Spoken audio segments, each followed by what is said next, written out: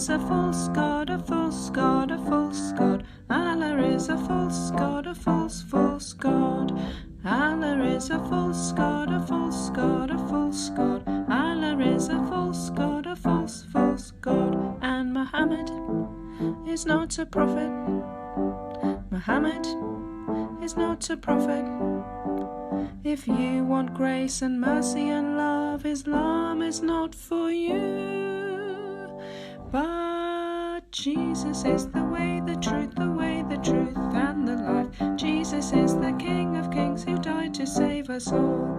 If you just repent and believe He took your sins on the cross, then mercy and grace, forgiveness and love, eternity can be yours. But Allah is a false god, a false god, a false god. Allah is a false god, a false god.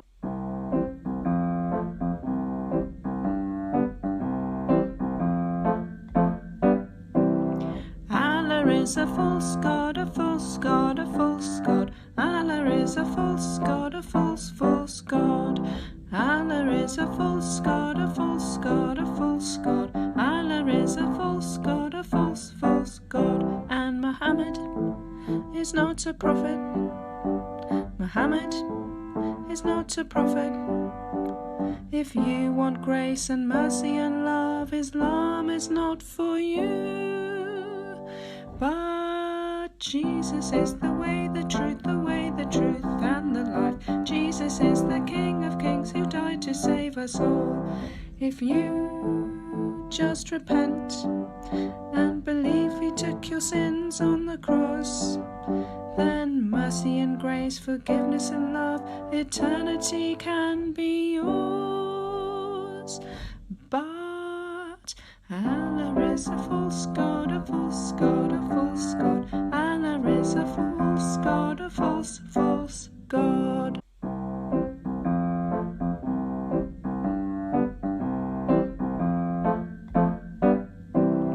Allah is a false god, a false god, a false god. Allah is a false god, a false god.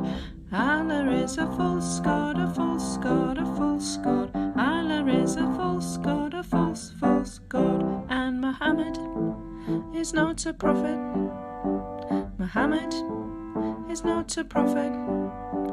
If you want grace and mercy and love, Islam is not for you. But Jesus is the way, the truth, and the life. Jesus is the King of Kings who died to save us all.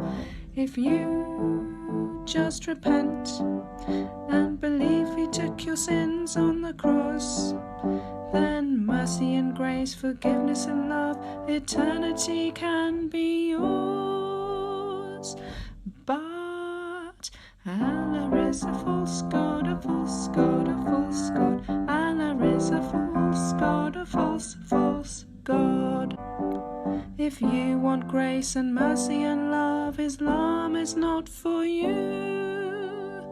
But Jesus is the way, the truth, and the life. Jesus is the King of Kings who died to save us all. If you just repent and believe He took your sins on the cross, then mercy and grace, forgiveness and love, eternity can be yours. Hallelujah. Let Lord Jesus Christ shine forth. Good morning, good afternoon, good evening, wherever you are joining us. Welcome to another live stream with DCCI Ministries. It's been a very long time, and now we are able to do live stream. Actually, I'm able to do live stream. Can I just get quick confirmation if the sound and vision is all good? Once I get that confirmation, and I am going to take silent as yes, it's perfect.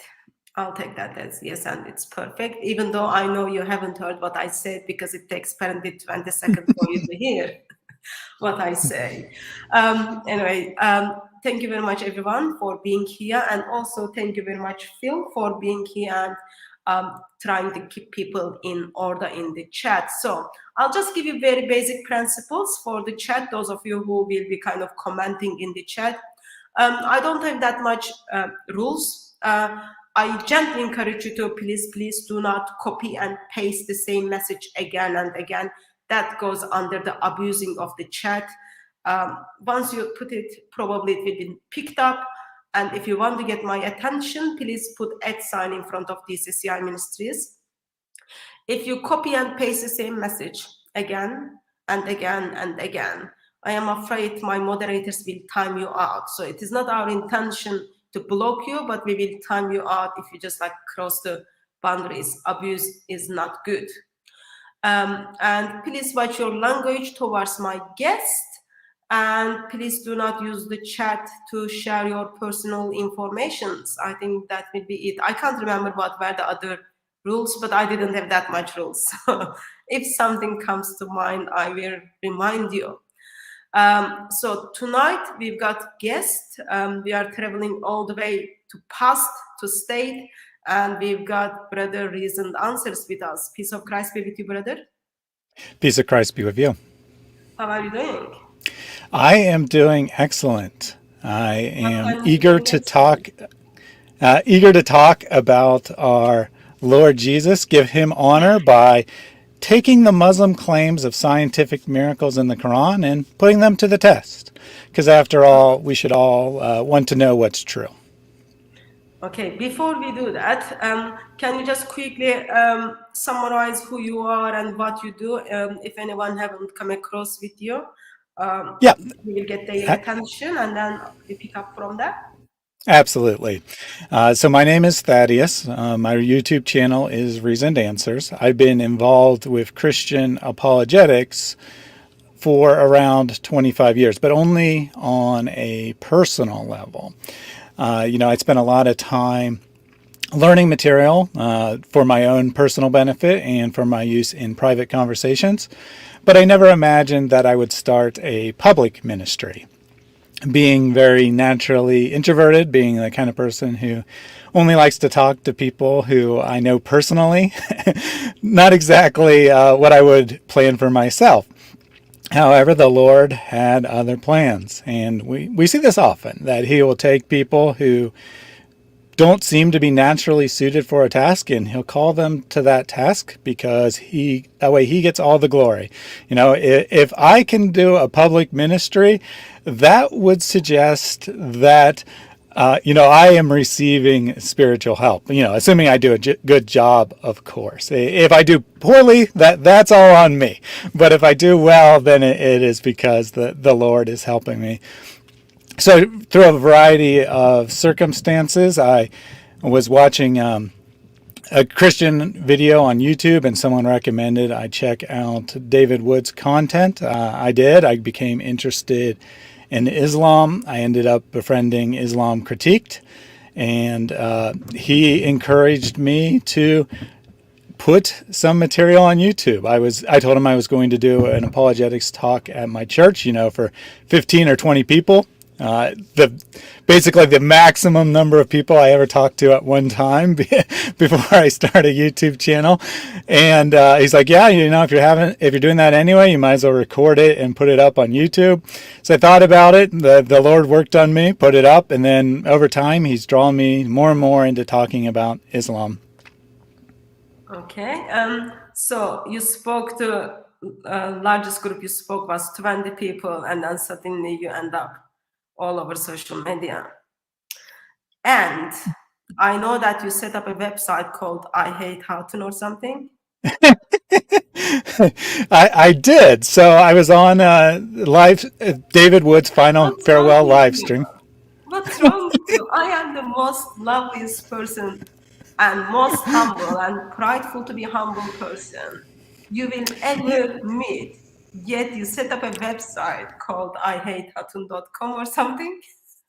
Yeah, so let me explain the context there. David was having his final live stream, and people. Context is gonna make this any good, brother. I title it says fix.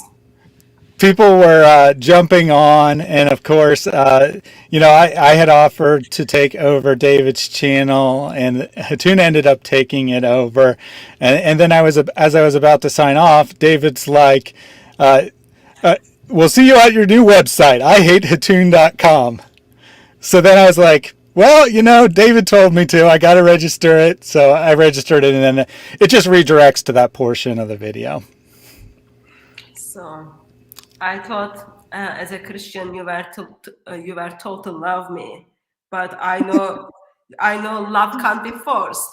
So I pray, not Lord changes my heart, but changes your heart. I thought that was so funny, brother. Okay, let's focus then. So, Mr. IHateHutton.com. Brother, what is it wrong with you that you thought actually you need to check out the scientific claims of the Quran, since Quran is identified as the perfect word of Allah? It is what Allah said. Just ignore the parts when angel steps in and then speaks, or jinn steps in and speaks, and Umar confirms what Satan steps in. Ignore that part, but the rest is what Allah said. So very word of Allah. And Allah is the God of Muslims. And you decided to check out his claims. What was your intention? Oh, well, so whenever a Muslim comes to my channel and, they leave some comment, usually doesn't even indicate they've watched the video, but whatever, doesn't matter. They leave a comment. One of the things I usually do is say, what is your best evidence that Islam is true? Trying to start a legitimate conversation where we can actually have something to discuss instead of just, insulting each other back and forth. And most of the time, unfortunately, they just ignore that. Okay, well, that's their choice, so they don't have to answer me. But they took the time to come to my channel. I'd like to hear what they have to say. But when they do respond, well, usually it's Islam is true because the Trinity doesn't make sense, or the Incarnation doesn't make sense. They don't use those words generally. They put it in a more provocative way. But usually, if you know the doctrine of the Trinity, the doctrine of the Incarnation, their questions are very easy to answer.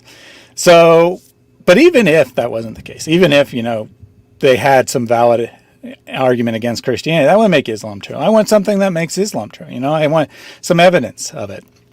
And the very rare circumstances that they offer evidence, I'd say 9 times out of 10, they say, well, the Quran contains scientific miracles, or more accurately put, scientific foreknowledge, things that a 7th century person couldn't have known, that only an all-knowing God could know. So, being generous, I said, well, let's take these claims seriously. Let's set up some objective criteria, look at these claims, see if they hold up to scrutiny. If we have 1 or 2 claims that seem to be hard to explain, that might tell us something.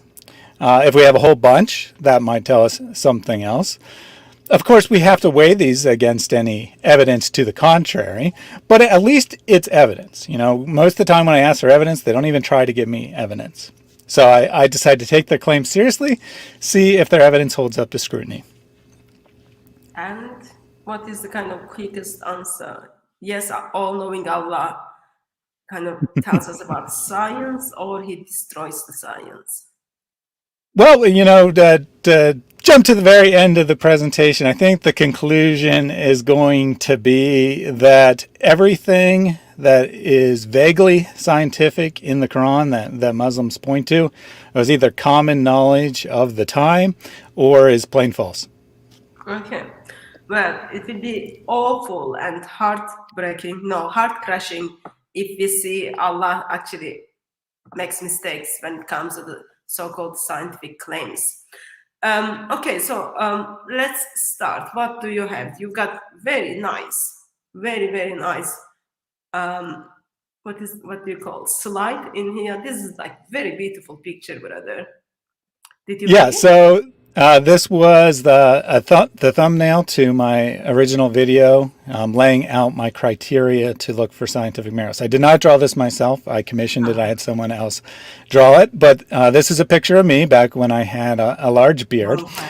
And you had long hair. Yes, and long hair. So that means taking. when you were younger? Oh, well, I mean, technically I was younger, but I think it's probably about a year and a half, 2 years ago Okay. that this picture was drawn. And I have a microscope there, and I've got the Quran up on my microscope. I'm taking a really close look, trying to scientifically test whether it's true, because at least sometimes Muslims will tell us that the Quran has these scientific miracles. Other times, when they want to avoid what the Quran has to say, they'll say it's not a book of science. But if they're going to be consistent and it's a book of science, when they want it to be, it has to always be a book of science. Or if it's not, if it's just have its metaphors, when they try to get around the errors, well, then it's all metaphors. You can't have it both ways. So it's me putting the claims to the test. Okay, so claim was Islam is truth because of the scientific miracles of the Quran, or scientific claims in the Quran, and we are just going to test some of them. Actually, brother is going to test some of them, and then we will see if that puts Islam as truth or as false. Go ahead, brother. Yep, we'll start with the Muslim claim in their own words. So, we've kind of summarized it, but let's let the Muslims speak for themselves. This comes from QuranForKids.com. There's no denying that science was archaic and thoroughly outdated at the time of our prophet in comparison to the present. Certainly, there were none of today's technological marvels that aid science available in that era. There were no telescopes, microscopes, etc. in the 7th century. Therefore, what are the odds of an illiterate desert dweller like Muhammad producing the scientific miracles of the Quran? Verily, the only plausible answer is that he received a revelation from God. So I put this up here for a couple examples. Well, I certainly agree that there were no telescopes, or at least advanced telescopes or microscopes in the 7th century. People certainly had eyes. They certainly could see. So whether there was advanced scientific technology or not is not going to be relevant. I mean, we need to take that into account, yes. If it does say something that requires a telescope, well, that would be something. But the mere fact that there were no telescopes doesn't mean other things are automatically miraculous.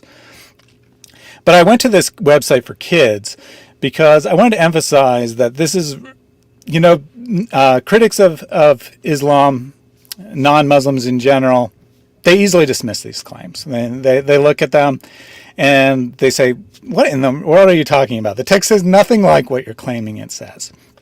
But in the Islamic world, this is a very important thing. This is something they teach kids from a very young age. One of the few things they can point to try to give some sort of intellectual background for the religion. So there's kind of this disparity that, non-believers look at the claims and they're just so often so ridiculous that they just dismiss them without any thought. Which, I mean, is valid, right? It's valid from a personal standpoint. But we're kind of losing the battle by not addressing these things directly. That they are important to Muslims, and often this is one of the main things that they look to as giving them confidence in their religion. So by directly addressing the claims, I think we more thoroughly can refute Islam than if we just say, yeah, that's ridiculous. And plus your God believes that stars are tiny objects he throws at demons, which is a valid critique, but it's still not addressing the belief directly. So from very early age, Muslim kids are kind of taught to believe that Quran contains scientific miracles. So there are scientific informations which Muhammad wouldn't know in his time. There was no way to find that information, yet it's in the Quran. Therefore, Quran is from Allah. So they are brainwashing the kids from very early age. Yes, such a shame. Exactly. Such a shame. And I also have a claim oriented towards adults here, just to prove that it's not just for kids that they say this stuff. Yeah. The Quran itself. Think about it, brother. So from very early age, when you kind of hear from everyone, Quran is from Allah because it contains scientific claims. And then next stage, you hear the same thing. All your childhood, you hear the same thing. So when you turn 15 at school, when they tell you actually no, that is not true. You wouldn't believe your teacher because everyone from young age told you Yeah. those so-called scientific miracles. Yeah, plus you have the defense of course, non-Muslims being liars and treacherous and haters of Yeah. Islam. So automatically not believable. And then now, so not only kids, but now even the adults are being taught the same thing. Yes, I don't have a survey in mind, but I would say a strong majority of Muslim adults believe the same thing, that the Quran contains this amazing scientific knowledge. This comes from Umar Nasser on the website Rational Religion. He writes, the Quran itself demonstrates its divine origin. One of the ways it does this is through a description of scientific phenomenon. So God knowing that eighth... just Go ahead. just a second. Title of the website is Rational Religion. Yes, that's what he named his website. Okay, sorry, start from the beginning, brother. Sorry. Sure. The Quran itself demonstrates its divine origin. One of the ways it does this is through its description of scientific phenomenon. Now, listen to his claim here. God, knowing that atheist scientists in this age would lead people astray, revealed verses that detail major scientific phenomenon. From the tongue of the Prophet Muhammad, an illiterate man in the Arabian wilderness, came descriptions of natural phenomena that have only now been confirmed. Ancient Muslims either accepted these verses literally or, being unable to understand their physical reality, interpreted them metaphorically. However, in today's age, we have seen their truth confirmed. So there's a couple interesting things here. And we'll kind of see that I'll have all the claims I'll be taking directly from Muslims, in their own words. And we'll see this over and over again, that they make this effort to make Muhammad look as incapable as possible. They emphasize that he was illiterate. They emphasize that he lived in the desert, that he didn't have, access to great technology, that kind of thing. And it's actually irrelevant, right? Well, first of all, the evidence may suggest that Muhammad could read and write, but let's just give him that he's illiterate. That's irrelevant. An illiterate person is not any less intelligent than anyone else. They're not any less capable of hearing knowledge passed on orally and repeating it. They're not any less capable of observing things and drawing conclusions about the world. Plus, if these were really miraculous knowledge that no one knew, it wouldn't matter. He could be the most educated person in the world, and if no one knew it in the 7th century, it wouldn't matter. He still wouldn't know it. So they're kind of they're showing that they need some basis to puff up their claims, make them look better. They don't stand on their own. And then the other interesting part here is he's basically admitting in this last sentence, without admitting it, that early Muslims didn't see these scientific miracles. They didn't draw these conclusions because the verse doesn't actually teach what the modern Muslim's going to claim. Anything you want to add? No, I'm just still focused on the title of the website. When you travel to the parts of the world where education is not that much promoted, or the level of education is very low, you get to see how people are creative. Like, I met people who couldn't read and write, yet they invented something and then they made lots of money from their invention. Yes, I agree with you. Someone maybe who couldn't read and write, for the sake of the argument, still would able to observe the stars, still would able to observe where the baby comes from, those very much basics. And also maybe it might be helpful to remember the claim truthfulness of Islam. Like, Allah doesn't say in the Quran is from Allah or Islam is true because of the scientific claims. You need to produce a book like that, chapter like this, or you need to find much contradictions in it if it is not from Allah. So that's like kind of overall argument. It is such a shame that 21st century, where people have access to technology access to medical science or any type of science still believe Quran contains scientific miracles, and then say like today, in today's age, we have seen their truth confirmed. Like I really Yeah, want to see definitely. what is that. I mean, the Quran's main claim for itself is that it's irreproducible. No one could create a surah like it. And yet, I had studied Islam for a good amount of time before I even came across with any Muslim offering that argument. It's almost like they know it's not a very good argument, so they have to come up with something better than what their God could come up with. Says a lot about Islam already. So continuing on, I want to also ask this question: why should Christians care about this subject? As I kind of already alluded to, non-Muslims usually just see the claims and they're like, this is so silly. Why would anyone believe this? And then they don't have any interest in addressing them. However, the idea that science proves the Quran has been ingrained into Muslims from a very young age, and it's also important to a lot of adults.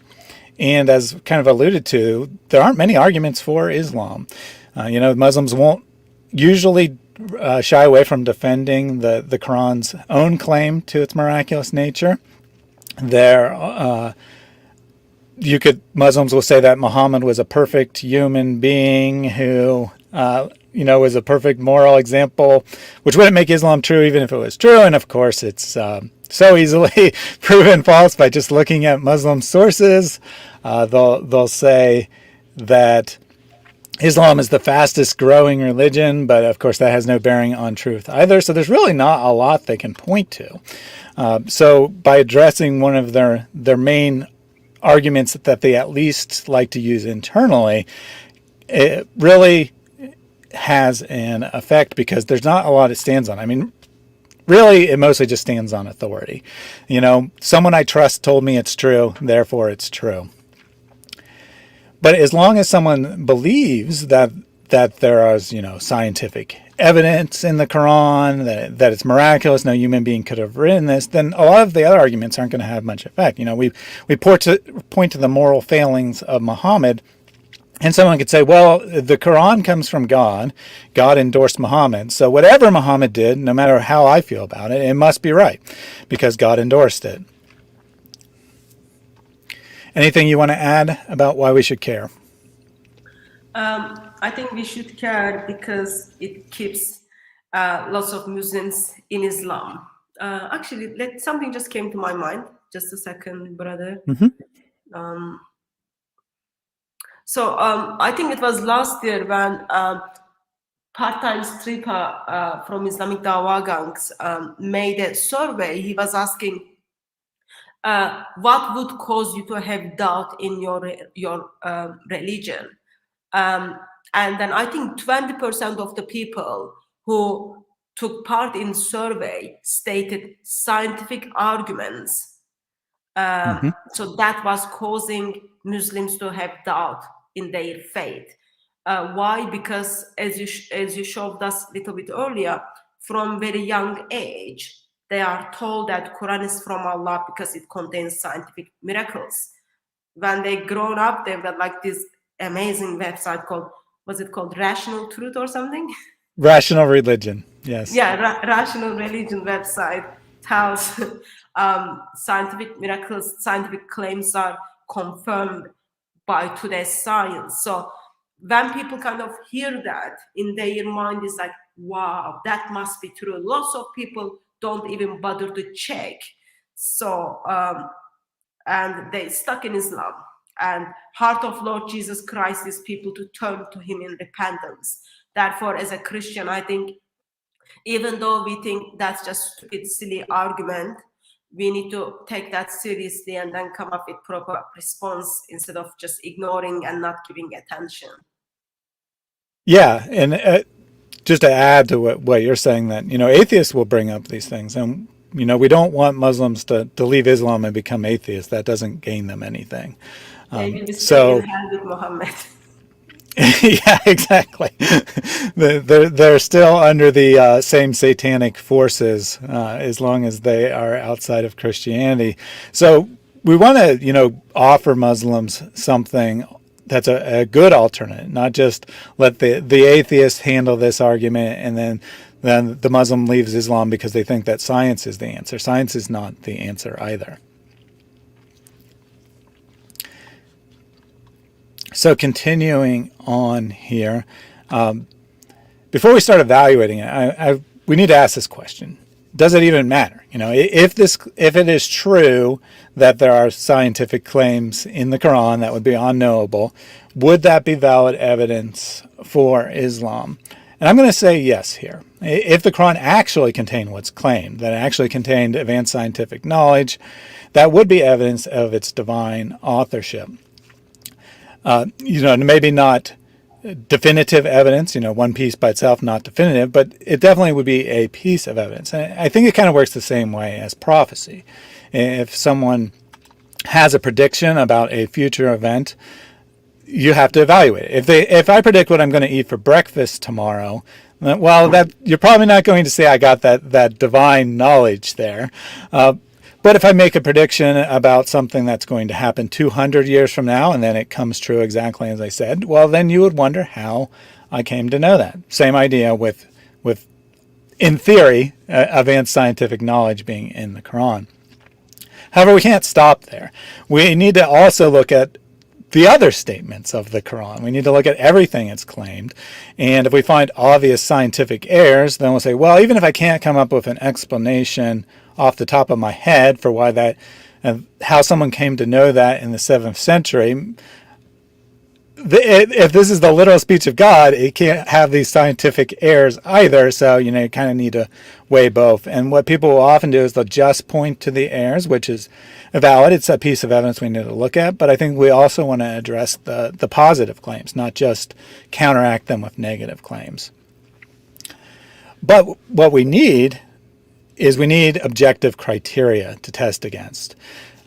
Because human beings have a miraculous ability to read what they want to read into a text. They will see something that is not there, which as we go along, we're going to see that is what a lot of these claims end up being based on. That someone looks at the text, they see something that the original author never intended them to see because it's not there. So we need some criteria if we're going to test this. We can't just say, if I said something, in 200 years, men are going to walk around in circles, okay? And then by chance, 200 years from now, there's a major event where a bunch of people walk around in circles.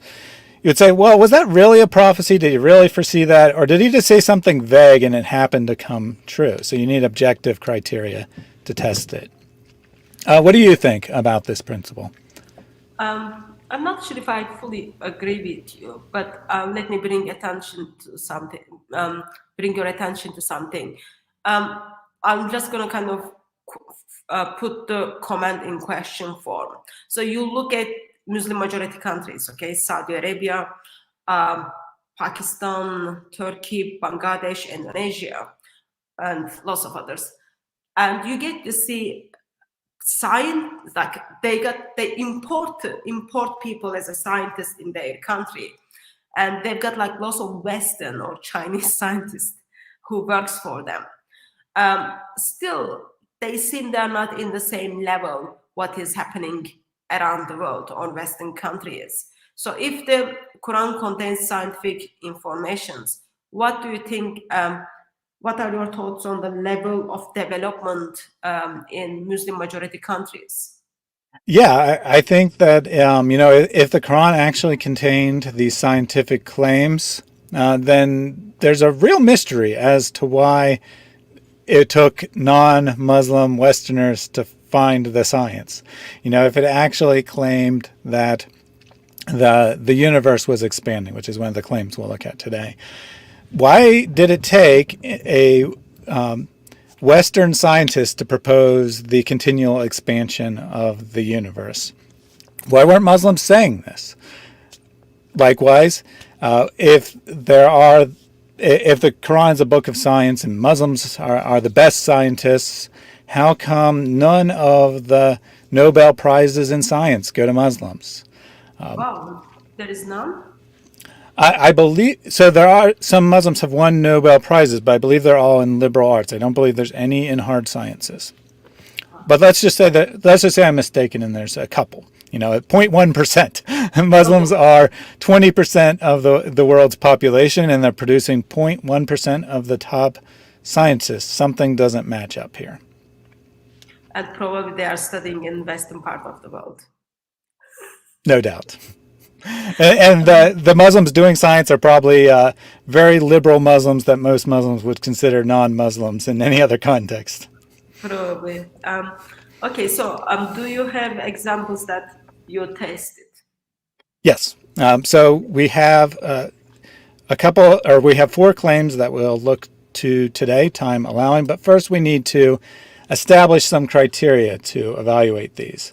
What the Muslim will want to do is they'll want to go to the text, and then they're going to want to read whatever they say into it and then make you disprove that's what it says. So we need some criteria to actually evaluate these. And to demonstrate this, I have a little story here, reading from an ancient creation text written before the time of Muhammad. May the water be taken away, emptied out, so that the plate of the earth may be created. May it be gathered and become level. Then they called forth the mountains from the water. Straightway the great mountains came to be.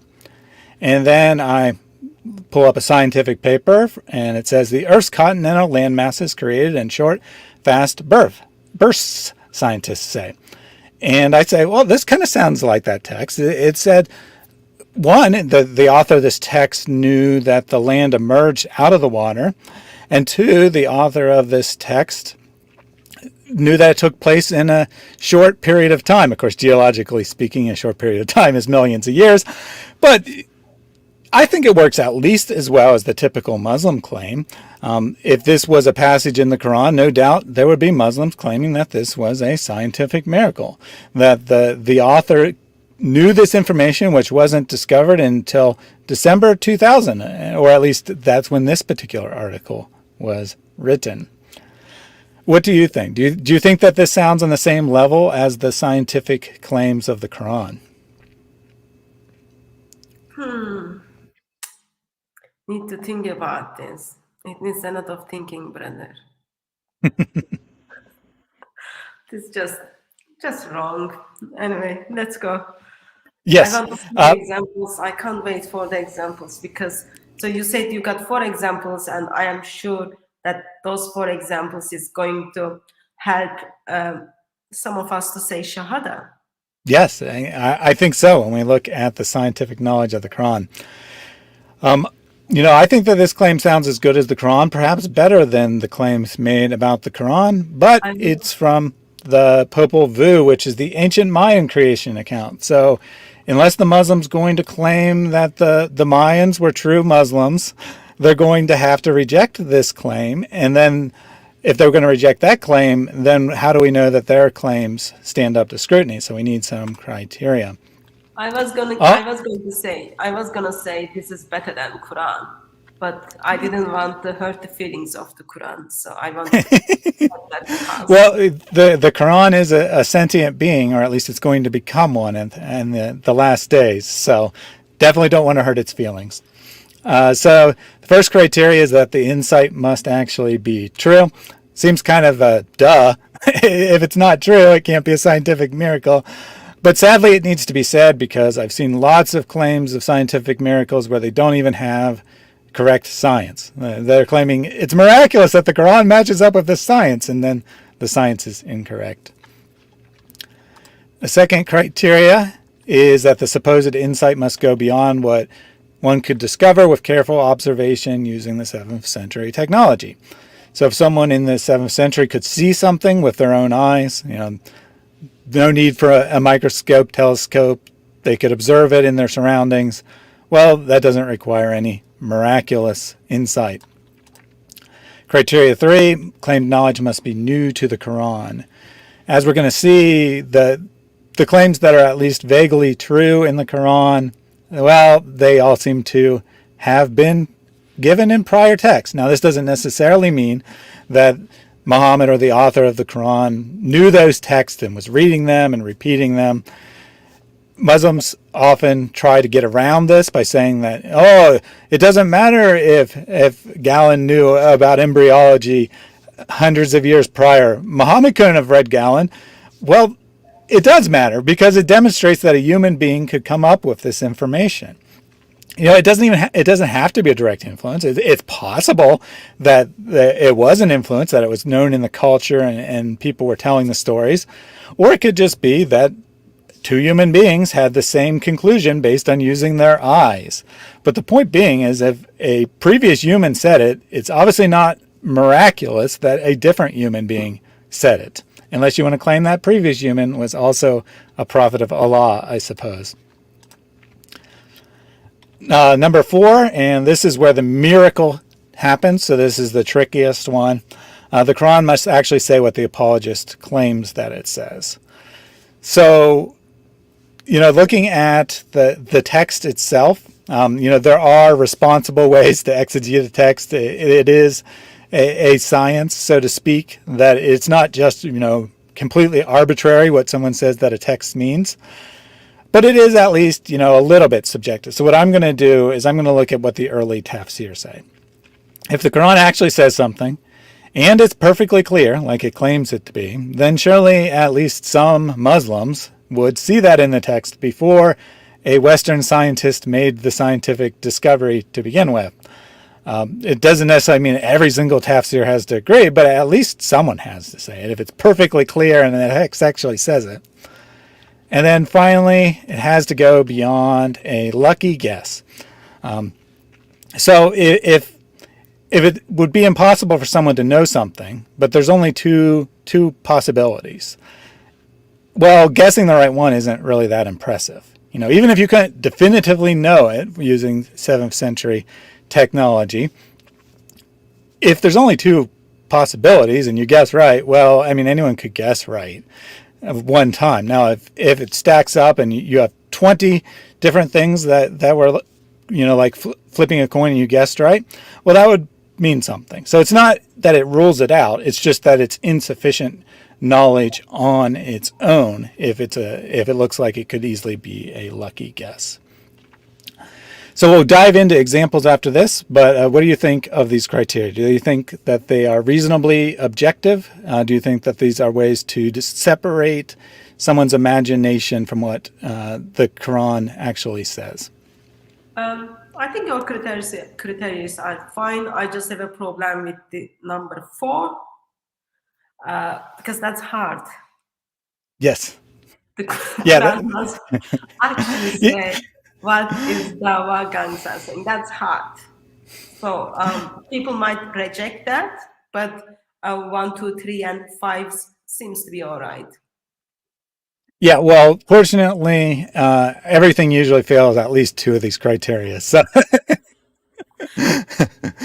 but it's good to have some sort of criteria so that we can at least, have something to talk about. Because as long as the Muslim says, well, I think it means this, so it means that, then that's not really anything that we can talk about. So our first miracle is the miracle of the seas not mixing. Are you familiar with this miracle, Hatun? Yes, I am. Even I was once told I need to go and check it out as well. But so now we are going to go and look at those examples. So, not examples, but those miracles. Yes. I know there are some Mr. Muslims in the chat. So we would love to hear your rebuttals and then help us to understand and how to make this miracle magical or something. So please jump in the topic which we are discussing and then help us to understand. So we've got our first example from Surah 55, verse 19 to 20. Yes. So I'll just put the Sahih International up. Of course, we know that translations aren't always super honest, but Sahih International is the most popular, so I'm happy to just go with it for this purpose. He released the 2 seas meeting side by side, added by the translator. You'll see why they added that. Between them is a barrier, neither of them transgresses. The claim of the miracle here from a website, The Mohammedan Way, interesting name for their website. These verses refer to two bodies of water, one salty and one sweet water, which meet but do not transgress or mix together. Two bodies of water have between them a barrier. A cup of salt water and a cup of sugar water will mix together when poured into a container. 2 cups of salt water will mix together very easily when combined, as they contain the same solute. Yet, this verse of the Quran says that the two bodies of salt water do not mix. The prophet is describing a barrier, like the border of a country, which neither body of water can encroach upon or transgress. One would expect a huge body of water like the Atlantic Ocean to overrun the much smaller Mediterranean, yet researchers have found that their waters do not mix. He goes on to describe how the fish of the Atlantic Ocean do not cross into the Mediterranean, and he says that if a fish comes out of the Atlantic Ocean into the Mediterranean accidentally, it will become ill. The water of each ocean does not cross the invisible barrier between them. Rather, when they came to the border and descend and go back, not crossing. So the picture he's painting is that, the waters are approaching each other, and then, something's stopping them, and then they turn around and go back the way they came. Okay. He does say that. Can Go I ahead. ask a clarification question, brother? Yes. So, you've got salty water and not salty water. They Yes. are not mixing. Both of them has their own fish, okay? Fish miss A, fish miss B, fish miss C, and fish miss D on one side. So 2 fish in this side, 2 fish in this side. They are different from one another. The moment they are kind of come to the edge of the water, they know, fish do know, that's the edge of the water.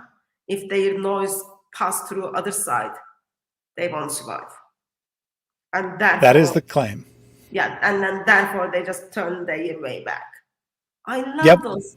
I love those clever fish. Even though I was told fish don't have that much memory, but I really love how clever they are. They know the boundaries. They know which sea they are citizenship.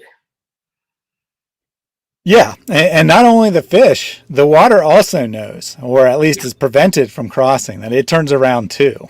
That's the claim that he's making. That's Usually, Atlantic Ocean and Mediterranean Sea. yeah, he specifically has signaled out the Atlantic Ocean and Mediterranean, which is super common. That's usually the example they go to. Muslim apologists don't have a lot of creativity. They all just copy the same example. But in principle, it would be true on where any two bodies of water meet, at least according to the Muslim claim. You see this picture up here in the corner. This picture is often passed around. This is a real picture. It's not doctored, but we'll get to what the picture actually is showing. And they'll say, see, here's visual proof of the waters not mixing. Our friend there on the Mohammedan way goes on. He makes a second similar claim, but slightly different, about 2553. And it is he who has released the 2 seas, one fresh and sweet and one salty and bitter, and he placed between them a barrier and prohibiting partition. Now, to me, this sounds like it's describing the exact same thing as the other verse, but this particular Muslim says that this is making a different, similar but definitely distinct claim. He says that the fresh water is found in smaller bodies of water, such as rivers or lakes, while the large oceans and seas are salty. Although the enormous salt oceans could easily overrun the sweet fresh water of rivers, for some reason, they cannot encroach on the rivers, and the two waters do not pass the barrier between them. The saltwater fish do not go into the freshwater river, and the same is true of the freshwater fish. Neither can survive in the environment of the other, as was mentioned also for the two bodies of salt water. The case of salmon and steelhead trout, which are conceived and born in freshwater and then spend most of their life in their oceans, only to return to their place of birth and mate and die, are exceptions whose rarity and uniqueness only go to prove the role. So he actually undermines his own claim. He says that fish cannot pass this barrier, and he says, but some fish do. But, there's not that many of them, so it still counts. So before we start evaluating this claim here, so there's two distinct claims. One is that two seas or large bodies of water don't mix with each other. So, Atlantic Ocean doesn't mix with the Pacific Ocean. Atlantic Ocean doesn't mix with the Mediterranean Sea, that kind of thing. And then the distinct claim is that rivers and oceans don't mix. So any thoughts, or should we just dive into evaluating the criteria? I'm just amazed by the knowledge of the fish. Some of them are not that clever. They seems like adventure or risk, versus others are like, no, I like to stay in my safety zone. I am amazed the cleverness or consciousness of fish as well as water. I love to hear your result of your test. I'm sure you already take a ferry and then went to Atlantic Ocean and then traveled to Mediterranean Sea and then did selfie or just deep dive and then had a picture with the fish on the salty side with another picture with the fish on sweet side and then say cheese or something. I don't know. I'd love to see some evidence, brother. Yeah. So we'll look at that in a second. But first, I did want to say that this isn't a claim that Muslims give to non-Muslims very often, but I found that it is one that's super important to Muslims.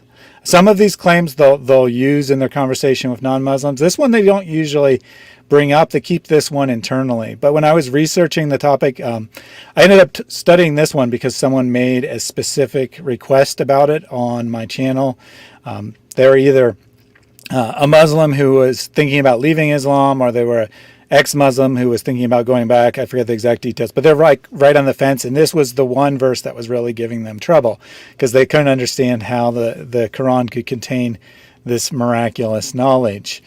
So I started investigating it, and I would come across videos that were, just scientific videos talking about salt water, and there'd be Muslims in the comment section saying this proves the Quran, even though the video had nothing to do with Islam, it wasn't analyzing the claim or anything. So I found that this is a really important claim to Muslims. There's a video on YouTube with over 2 million views on this claim, which is perhaps the most of any scientific miracle video that I've come across anyway. So definitely an important claim to the Muslim. Okay, that means if they deceive 2 million people, that means we've got to go there and then take a selfie. Well, I didn't travel there and take a selfie, unfortunately. But we will go through our criteria. So our first criteria was, is the claim true? Is it scientifically accurate, or does it match the current scientific consensus? And unfortunately for the Muslim, the answer here is that it really doesn't. That there aren't any real fixed barriers between seas. There is a meeting point, but at this meeting point, the waters are mixing together. And that meeting point isn't constant. It changes over time based on the tides and the rotation of the earth and storms and all kinds of things. They change the barrier point over time. The viral picture that we looked at previously, and they used that one or a couple others that look very similar. It's always a picture of the same thing, though, because it's the only place in the world where you can see this dramatic color differentiation, and that's in the Gulf of Alaska. Because of the glaciers melting, there's a lot of glacial runoff into the ocean. And since the glaciers have a lot of sediment in it, they produce a very different color water than what's in the ocean. In that still photograph, it looks like a really well-defined line because it's from a point in time. But if you look at a video clip of the same thing, you'll see that the line is constantly moving back and forth as the rate of melting of the glaciers changes. And, of course, the waters are mixing at that point. That's just the point where the glacier runoff is no longer strong enough and it begins to sink underneath the other ocean water. But they are melting, or I mean, they are mixing together. There's no fixed barrier there at all. And then we have to ask this question: why do the Muslims always signal out the Mediterranean Sea? And I don't think that there's really a definitive answer. I think most likely the real answer is that the first Muslim to make this claim used it as an example, and then it just keeps getting repeated. But since they single out the Mediterranean Sea, we're going to take a look at that particular location as we go along. Continuing with on whether it is true or not, we have this picture here at the bottom, which is found on hundreds of different Muslim websites. They have added the colors. They've added the darker blue and the lighter blue to try to paint a picture of what's going on. None of them seem to know where this picture comes from, but I managed to track it down. It comes from a 1970s textbook, and the caption of the image in the original textbook is something about how evaporation predominates over precipitation and runoff in the Mediterranean basin. So the author of the text is saying that because of the nature of the Mediterranean Sea, more water is evaporating out of it than is being added from rainwater and river runoff. Because of this, it creates a kind of a natural vacuum that pulls in the Atlantic Ocean water. And he goes on to describing this exact photograph that the Muslim has used as evidence for their claim. The water must enter through the Strait of Gibraltar from the Atlantic to replenish the loss from evaporation. Water is driven through the strait as a powerful current at 4 kilometers per hour. So our impenetrable barrier is actually being penetrated constantly by a powerful current at 4 kilometers per hour, according to the diagram that the Muslim has brought to us. So up at the top, you see the Atlantic Ocean water coming in and a much smaller amount of Mediterranean seawater seeping out into the Atlantic Ocean. The author just drew this to illustrate that how the mixing is occurring. He was in no way saying that they aren't mixing. The Muslim adding the color made it look like they're not mixing, but that's not what the author of the text was saying at all. So it is not true. It is not true that salty water and sweet water doesn't meet. Correct. It is not true. We do still have the river claim, which we'll get to in a second. But just to provide a second illustration from a modern picture of the ocean currents. This is taken from a map of all the currents in the ocean. It'd be hard to see at small size, but you can always blow this up later on your computer or whatever if you're watching on a phone. There are dark arrows, solid arrows that are the surface level currents, and then there's dotted arrows that are the undersea currents, and they show the same thing. They show water entering from the Atlantic Ocean on the surface and a weaker current underneath the surface going out from the Mediterranean, just like the illustration from the textbook. But what about those river waters? That there was a second claim there that rivers do not mix with seas.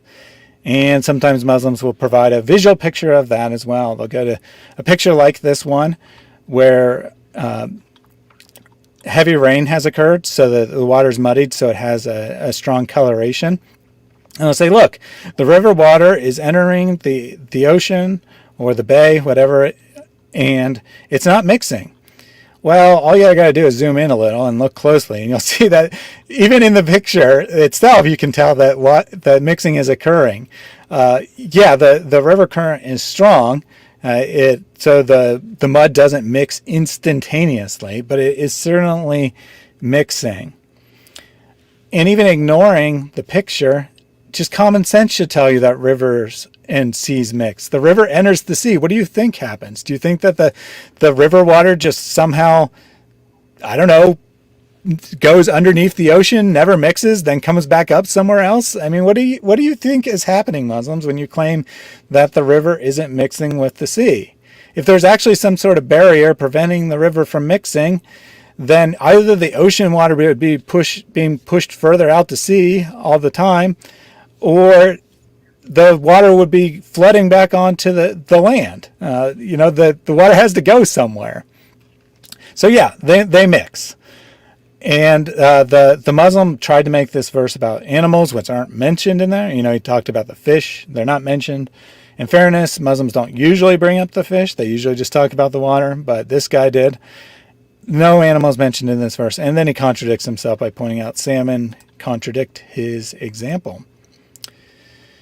Finally, Muslims will try to point to estuaries. Estuaries are mixing points of rivers and oceans, freshwater and saltwater, where because of the physical properties of the land, there isn't immediate mixing. Often there's a bend in the river or something, so the current's not very powerful. And when it gets to the ocean, there'll be a period of water where it is kind of in between being fresh and salt, called brackish water, that has a lower salinity than the sea, but higher salinity than fresh water. And this picture comes from that same textbook, so no doubt borrowed by the same deceptive Muslim. And he's trying to pretend that, this picture is showing that there's different types of water and they're not mixing with each other, and that this is some kind of miracle. But what the picture is really showing with these little arrows is showing, oh look, the fresh water mixes, and the further out to sea you get, the more salty it is. Little by little, the more further out you get, the more they've mixed, because the mixing isn't instantaneous, but they're mixing. So further out you get, the more mixing has occurred. Anything you would like to add here? Well, I thought there was something we would make sense, or we would kind of, not sense. I thought there would be something that we could say, yes, this is what Allah means. He's the evidence. Or we would have something we could say, this is what the Muslim apologists are saying today, which Allah confirms in the Quran. Here's the evidence. But you just disappointed me. Well, I'm sorry. I'm trying to be as fair to the Muslim as possible. I tried to find a good representation of the argument, but unfortunately, they usually just make the claim and don't provide any evidence for it, or they provide, that little graph there looks like some evidence, and then you go to the actual source of it, and it's saying the exact opposite of what they claim it's saying. Sometimes they'll say that Jacques Cousteau proved this, which is utter nonsense. He said no such thing. So, they say things, but they don't tend to be true, unfortunately. No good. But you did ask, for some evidence of what Allah is actually saying. Yes. So let's jump ahead to what I called the fourth criteria. What does the Quran actually say? And I'm going to go to the classical tafsir. I look at Ibn Kathir, Al-Tabari, and Al-Qurtubi. I didn't just randomly pick these. These are generally the most respected ancient commentaries to Muslims. Now, if a Muslim wants to provide some other commentary, I'm fine with that. They can provide a different tafsir if they want, but it has to be an ancient commentary. It has to be before the time that the information was known, before the time of the scientific miracle claim, because otherwise it's just the modern Muslim pretending the text says something. So what is the barrier? Well, Ibn Kathir says the barrier is dry land. That's all he says about it, and there's fresh water in lakes, there's salty water in the ocean, and Allah in His wisdom provided dry land to separate them. Al-Tabari offers that possibility, and then he offers a couple other possibilities. He says that the barrier might be the separation between the sky and the land. So this would be drawing upon the ancient belief that outside of the Earth's atmosphere, of course they won't use that term, but outside of the observable Earth, it's surrounded by water. That the Earth is sitting in a pool of water, and all around it is water, and that there's some sort of barrier that protects us from the flow of water, and maybe it's permeable and a little bit of water comes through as rain, or maybe it's a miraculous act to let rain through. Either way, the idea being that space is literally filled with water. So that's what he's alluding to there when he makes that claim as to what the separation is. And then he offers a third interpretation, and that's that this is a metaphor for sweet and salty people, or put differently, agreeable people and disagreeable people. And then Kurtubi says the same options as Al-Tabri. But what none of them said is that this is about some invisible barrier between two oceans, or that this has anything to do with rivers entering the sea. So it seems that the ancient commentaries don't appear to agree with our modern Muslim friends. Am I right to, in that case, assume while Quran is supposed to be well detailed, well explained, been interpreted by 21st century Muslim missionaries or Dawah gangs by making a claim that salty water and sweet water is not gonna cross one another, it's not going to mix. Yet you went back and then look at the earliest commentaries of the Quran, the people who try to explain to you the well-detailed, explained word of Allah, such as Ibn Kathir, Al-Tabari, and Qurtubi. Yet you noticed they're not talking about the sea is not crossing salt water and sweet water, but it might be talking about dry land, or it might even be talking for metaphorical for sweet and salty people, as well as skies and the land. Even the early Muslim commentaries are not very clear about what Allah tried to say a couple of centuries before that. Yeah, and this is what we're going to see with all of the examples that I have, is that the tafsir don't seem to know what the verses mean. But whatever interpretations they offer for the perfectly clear, explained in detail Quran never seems to be the same as the modern Muslim offers. So I guess there's two possibilities. One is that the Quran is perfectly clear and it doesn't actually claim what the modern Muslim claims, in which case they have no scientific miracle, or that the Quran is not perfectly clear and it claims what the modern Muslim pretends it means, in which case the Quran is lying when it says it's perfectly clear. Not a lot of great options there for the Muslim. But let's say that these tafsir here are correct. One possibility, so they offered three different possibilities. The possibility that's separated by dry land. Well, that's true. At least it's scientifically true, unlike the claims that the modern Muslim was trying to make about two different seas not mixing. It's also very easily observable, however. Anyone with eyes can see that there are lakes that don't connect to the ocean. If it's talking about the separation between skies and land, as Andrew Martin in the chat is a big fan of that theory. When I first gave this argument, he gave a pretty good argument as to why that's what the Quran is actually talking about. But if that's what it's talking about, well, then it's just simply false, because space is not filled with water. So that doesn't look so good for the Muslim. And then finally, if it's a metaphor, well, there's nothing to test. It's just a metaphor. So, we got the modern Muslim claim, which is false. Dry land, true, but easily observable. The separation between the sky and the land, false. Metaphor, not a scientific statement, nothing to test. So, yeah.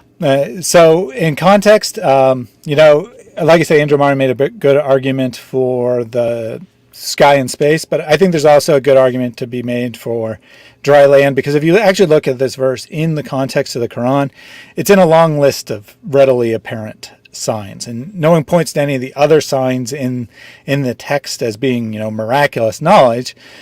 What the text is kind of trying to do is say, look at all these things all the good ways the world is organized.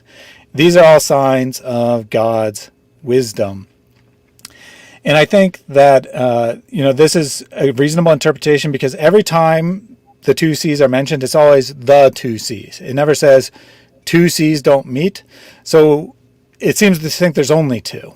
And there are only two types of water, essentially. And, for important purposes, there's only two different types for human usage purposes, let's put it that way. For the purposes of human usage, there's only salt water, which is not able to be used to drink, and fresh water, which is. So then, it's true, but it's just something that not only is readily apparent, the verse only makes sense if it's telling you something you already know. So that's what I would say about the verse. I think that it's probably, talking about the dry land or talking about the barrier between the sky, which in theory people also knew, even though it's false. But either way, not any kind of miraculous knowledge or scientific claim. I'll bring up you a question. Mm-hmm. What happens to the rain over the oceans if it doesn't mix? Good question for the Muslim believer in this. I suppose that the rainwater would just kind of sit on the surface of the ocean and just kind of stay there until it evaporated. That'd be my guess. Or rain, it's only rain is the rain salty or sweet? So rainwater will always be fresh. Yeah, sweet. It just like wait there, or just like rains onto the part where it is like not salty. Yeah, that could be. That could be. Maybe there's no rain over the ocean, except maybe. There is. I think that's better. Yeah, there is never rain. Some sort of miraculous work of Allah there that even though the rainwater over the ocean appears to be fresh water, it must actually be salty water so that they can mix. Yeah, I think they separate the moment when it's about to reach the water, which is salty. Then all the salty rain will go that side, and then all the sweet rain will go to other side of the ocean. Yeah, that must be it. Yeah. So we can just invent more miracles as we go along. Whatever number of miracles we need to explain the text, that's how many miracles the text contains. Yeah, that's miracle by itself. Exactly. What other text could you do this with? So then we have to ask the question, is this miracle observable? Obviously, we've already shown that since the claim wasn't even true to begin with, it obviously fails. But let's go through all the criteria anyway. And our second criteria was, is it observable? Is this something that a 7th century person who was carefully looking at the world could determine for themselves? So if the verse means what I propose that it means, that it's dry land, yes, they could observe that. And anyone with eyes can see that there are lakes that don't enter the ocean. Even if that's not the case, even if it is what the Muslim claimed, it's still observable. You can go to the coast during a time of heavy rain, and you can see, just like that photo I provided, that the muddy rainwater is not immediately and completely mixing with the ocean. And even ignoring that, it's observable by fishermen as well. You say, well, how could you know about something that's way out, not on the coast? Well, someone in a boat, they would feel the effect of the ocean currents on their boat, and they would find a particular place where it felt like there was multiple currents working in different directions. And sometimes there's a slight color differentiation, not like in that photo that we provided. But sometimes there's a slight observable color difference, or sometimes there's like air bubbles where the two conflicting currents are meeting. Sometimes you can kind of see ripples on the waves from it. So it's observable. However you stack it, it is observable. So could a 7th century person determine this? Yes, they could. So no miracle on that front.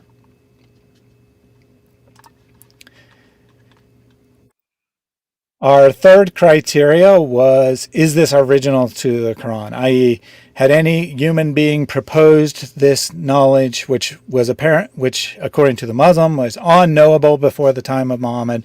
So if a human being proposed this before, well, that kind of undermines the claim. So is it original? No, it's not. People have basically, since the beginning of time, known that there's a difference between salt and fresh water, that they have distinct natures. Any human being who tries to drink salt water is at minimum going to get sick, and they may get severely ill. And it's also easily apparent that they're not always mixing.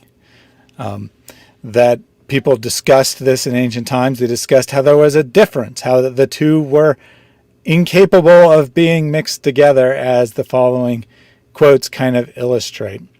So first we have from James chapter 3. Does a spring pour forth from the same opening both fresh and salt water? Can a fig tree, my brothers, bear olives, or a grapevine produce figs? Neither can a salt pond yield fresh water. So I'm not suggesting in this particular case that the Bible was an influence on the Quran. It is in places, but in this particular case, I'm not suggesting that. I'm just providing this as an example of people talking about the distinct nature of salt and fresh water and how they are completely different. Well, I mean, of course, they're not really completely different, but that they are of a different nature. That they, a body of salt water cannot produce fresh water. They're separated. From Pliny's Natural History, he writes, in fact, the nature of water is also not deficient in marvels. Patches of fresh water float on the surface of the sea, being doubtless lighter. So Pliny has observed that sometimes fresh water doesn't immediately mix with salt water, and it floats as a result of being lighter, as he says it. There's actually more going on physically than that, but he's proposing a reason why this doesn't occur, which means he's observed that the mixing didn't occur, which means he had the knowledge that bodies of water don't always mix. And then finally, especially striking here from the book of Acts, chapter 27, but striking a wreath, as the translation has, but in the Greek, it's literally striking a place between two seas. Incidentally, pointing out yet another way people could observe that there are conflicting currents, because where the two currents meet each other, the barrier that cannot be transgressed, sediment tends to be deposited, builds up a barrier, a sand barrier, a barrier reef, and then boats get stuck on it, which is what is happening here in the book of Acts. They're talking literally about the meeting place of two seas, just like the Quran does.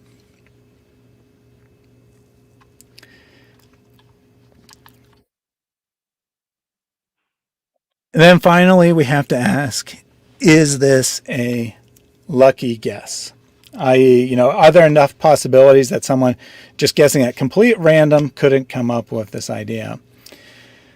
Well, there's only two possibilities. Either the two types of waters mix or they don't. If we're talking about connected seas and rivers, it might be surprising that a sea and a river don't mix, but it's also a wrong guess. So it might be a surprising guess, but it's wrong. They do mix. If we're talking about types of water, it's not unlikely. Human beings recognized that salt water and fresh water were distinct things. They could easily observe all kinds of distinct things didn't mix with salt water or fresh water, if you prefer. You throw a stick in the ocean, it doesn't mix. So it's not really that unlikely to guess that salt and seawater wouldn't guess. And of course, if it's a physical barrier, like the tafsir suggests, either the land or the sky, well, then, of course, that's quite an obvious guess to make that, oh, yes, they don't mix because there's a giant body of land in between them. So I don't know about you, but I'm not feeling so good about this being a scientific miracle. What do you think? Well, you set up 5 criteria to test Muslim claim, which they kind of claim that this is the claim of Allah, that there is a barrier between seawater and they do not mix. And with your 5 criteria and putting them together, it seems we need to create more miracles and more miracles to make what Muslims are saying today. Yeah, in this particular case, I don't think any of the 5 criteria were met. That's right. Over 5 on this particular claim. So no miracle at all. Yep, that is my conclusion as well. I guess a Muslim can kind of take their pick here. Either the Quran's talking about obvious knowledge, in which case there's no claim of a scientific miracle or foreknowledge, or if we want to go with the claim that they made, it's just a scientific error. So either way, not a miracle. Okay, so we find out the first one of the scientific errors, which was not a miracle at all. No miracle doesn't mean like there is something in it. It's like no, okay, zero miracles in this mixing the water thing. Even though we don't have selfie evidence, but all the examples and all the information put forward for us clearly shows there is no miracle here. Yeah, unfortunately, this one didn't stack up, but we got to be fair. We can go to another one, and maybe it will provide some evidence. There is always hope. Not in Islam, but there is always hope. Well, there's hope in Islam as long as you're alive, because you can still leave Islam. Yeah, the hope of Muslims. So that's not hope in Islam. That's the hope for Muslims. Yes. Yeah. Good clarification there. Hope for Muslims, not hope for the religion of Islam. Because Islam itself is like destroying itself. Islamic early Muslim commentaries are just kind of trying to figure out what Allah tried to say.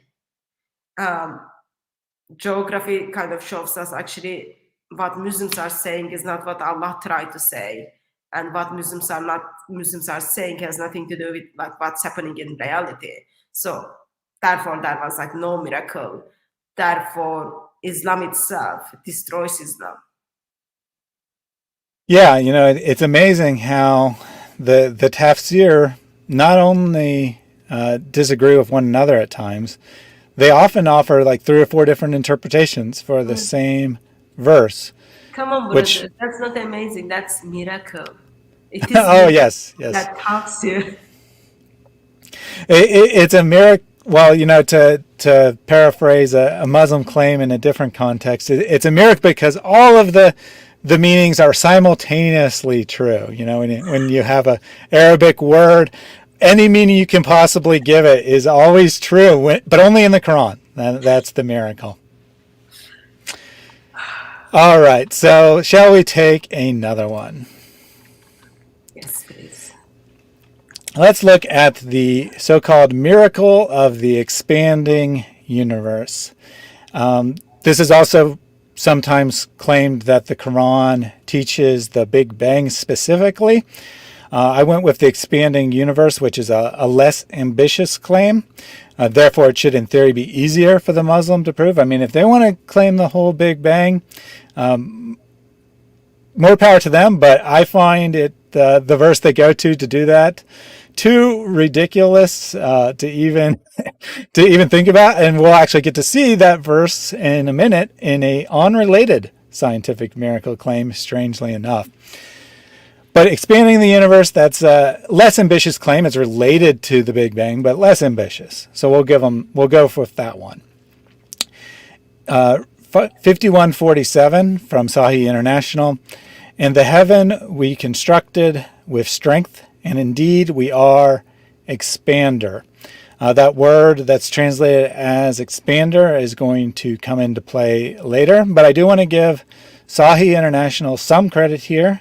Although I don't think it means expander, at least they translated it as a noun. There are Muslim translations of the Quran that will translate, we are expanding it, which means it's a verb, even though it's actually a noun in Arabic.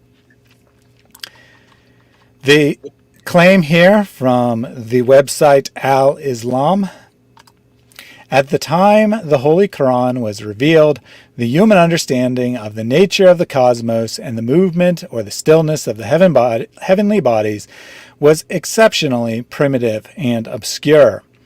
The concept of the expanding universe has been universally accepted by the scientific community as fact. This discovery was made by Edwin Hubble in the 1920s. Yet some 13 centuries before this, it was clearly mentioned in the Quran. It should be remembered that the concept of the continuous expansion of the universe is exclusive to the Quran. No other divine scriptures even remotely hint at it. Well, we'll get to see what other texts say about the expansion of the universe in a second. He is correct that the scientific, he's partially correct. The scientific consensus about a steady state universe developed in the scientific revolution in the 1800s. It began to change in the 1920s. It didn't actually become scientific consensus till much more recently. Hubble observed the moving of the bodies apart from each other, which could imply the expansion. But it wasn't until the discovery of cosmic background radiation much later that it became near universal scientific consensus that the universe is expanding. So let's dive into the criterion. We can dispatch these first couple fairly quickly. We'll give them a pass here. So is it true? Yes. There are occasionally scientists who don't hold to the expanding universe model, that they hold to a different model, but they're in the extreme minority. You know, it's like 95% consensus, 98% consensus, something like that the universe is expanding. Was it observable in the 7th century? Well, no, it wasn't directly observable using 7th century technology. That took to the discovery of super powerful telescopes and devices to measure the state of the universe. So off to a good start. It's past our first two criteria. Since Hatun dropped off for a second, I'll just continue on. So, is the expanding universe original to the Quran? Now, this was a crucial part of the Muslim claim. They said that no other divine text has ever made this claim. Well, they might say that they might have put in that phrasing divine text on purpose to get around the fact that other texts that they don't consider divine contain it, but that's just laziness. If it's in another text, it's in another text, whether or not you view it as divine. Or I shouldn't say lazy, I should say deceptive, if that's what they intended. Or maybe they just didn't actually know. Maybe they were just ignorant and didn't know that other texts talk about this. So many ancient cultures speak of basically every culture has their own creation myth, and a lot of cultures have a creation myth that describes the universe being born out of an egg.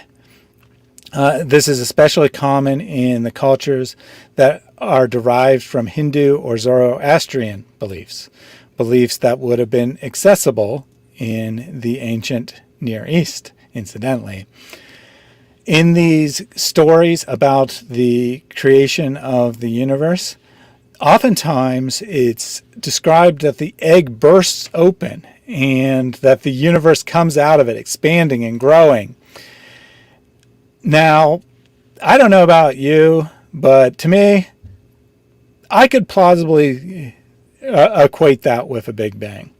And of course, the Quran isn't going to describe the Big Bang using the terms Big Bang, but it could say something like the universe started as a tiny object and has been expanding ever since, or that it started as a tiny object, exploded, has been expanding ever since. Or it could do something like these other creation myths do and say that the Quran was an egg, the universe, it was an egg, a pretty small object, and then it burst open and it has been expanding since. I think I'm not saying it's a miraculous that these other ancient myths had something that kind of sort of resembles the Big Bang. I'm just saying if the Quran actually taught the Big Bang, that would be something pretty equivalent to it. Welcome back, Katun. You noticed? Sorry about that. Hey, no worries, no worries. So, So universe expands, and only Quran knew that. yeah, well, that's the Muslim claim that only the Quran knew it. Turns out that there are many cultures who have a creation myth that involves an expanding universe, however. And then if we turn to the Bible, there are a number, and we move back from that more ambitious Big Bang claim to just an expansion claim. There's about a dozen or so verses in the Bible that speak in somewhat similar language to what the Quran says about God spreading out the heavens. In Isaiah 40:22, it is he who sits above the circle of the earth, and its inhabitants are like grasshoppers, who stretches out the heavens like a curtain and spreads like a tent to dwell in. Now, if I'm going to put my Muslim hat on here, I would say that not only does this teach the expansion of the universe, it also teaches that the earth is a spherical object among that vast universe, and that the universe has spread out over time, and only this tiny object, the earth, is our tent that we get to dwell in. Now, I'm not saying that's what the text actually says, but if I'm putting on my scientific miracle hat here, I would say that this is a better description of the expansion of the universe than what the Quran has. Even more so than the passage from chapter 40 there, though, this verse from chapter 42, the language is extremely similar to the Quran. Thus says God, the Lord, who created the heavens and stretched them out, who spread out the earth and what comes from it, who gives breath to the people on it, and spirit to those who walk in it. Now, we haven't yet looked at the verse that follows the one that the Muslims claim is a miracle in the Quran, but when we do, we're going to see that the language in Isaiah 42 about stretching out the heavens and then spreading out the earth is also found in the Quran. I'm not saying that there necessarily was direct influence, but in this case, there is a pretty strong parallel, and no person who was not beholden to Islamic beliefs would come remotely close to saying that the Quran was written before Isaiah. So it's a possibility. It's at least a possibility that this verse directly influenced our scientific miracle in the Quran. And I saw that you also had pulled up from the audience Job 9:8, and there's several other places as well in the Old Testament that speak of spreading out the heavens, which is all the Muslim claim is based on. And well, at least in theory, when we actually get to look at the tafsir, that might not even be what the Quran is saying. But any thoughts you'd like to add on other texts containing similar ideas?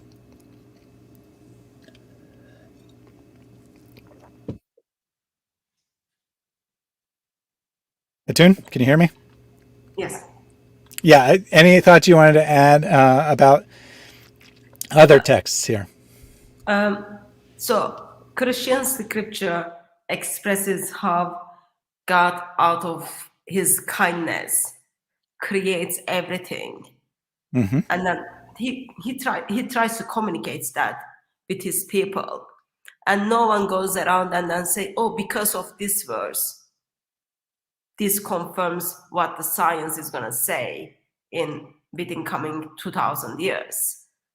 We read them as see how amazing our God is, how he communicates with us, versus Mr. Muslim read the passage and then they just like, wow, there would be nobody who ever talked about this. This is a scientific claim Allah is making. And it is being kind of confirmed to be true in 21st century. Therefore, it is from Allah. Just like such a different way of thinking. Yeah, I would have more respect for the Muslim if they just approached the text and they claimed that it was beautiful and a literary masterpiece. I mean, I don't think it is, but I would at least have more respect for that claim than these ridiculous attempts to read the text in a way that the author never intended in a desperate attempt to prove that it's somehow true. It's just such a shame, like you are trying to force things into the text and making text producing miracle from that text by coming up lots of different ideas, but all you are doing is just trying to tell us, well, word of Allah just doesn't make sense, therefore I have to have my input in this, and that's just wrong way of treating the word of Allah, I guess. Yeah, I mean, Muslims sometimes claim that we're more Christian than the Christians. Well, I wouldn't say I'm more Muslim than a Muslims, but I would say that in many cases I respect your text more than you do because I try to treat what it says seriously. I try to actually understand what the text says instead of just going to it and trying to find my idea in the text. I try to determine what it actually says, which is how you actually respect a text. So now we have to ask the question, does the Quran teach this? And I saw someone in the chat kind of saying that the word of the Quran has been mistranslated, and I think that's what we're going to see from these tafsir as well. If we look at translations before the Hubble discovery into English, they don't talk about expanding universe. For example, in Yusuf Ali's translation, made around the turn of the century, with power and skill did we construct the firmament, for it is we who create the vastness of space. This word that is probably properly translated as vastness has somehow become expand. Expander in Sahih International, or even expanding in other translations. The next verse after the one we looked at, verse 48, has parallel grammar. So whatever we conclude about what it's telling us, we should probably conclude the same thing about the verse 47, the one that supposedly has the miracle. And we have spread out the earth. How excellently do we spread out? Remember, Isaiah said we spread out the heavens. We establish, you guys are like grasshoppers in comparison. We spread out the earth as a dwelling place for you. Well, the Quran then says we spread out the earth.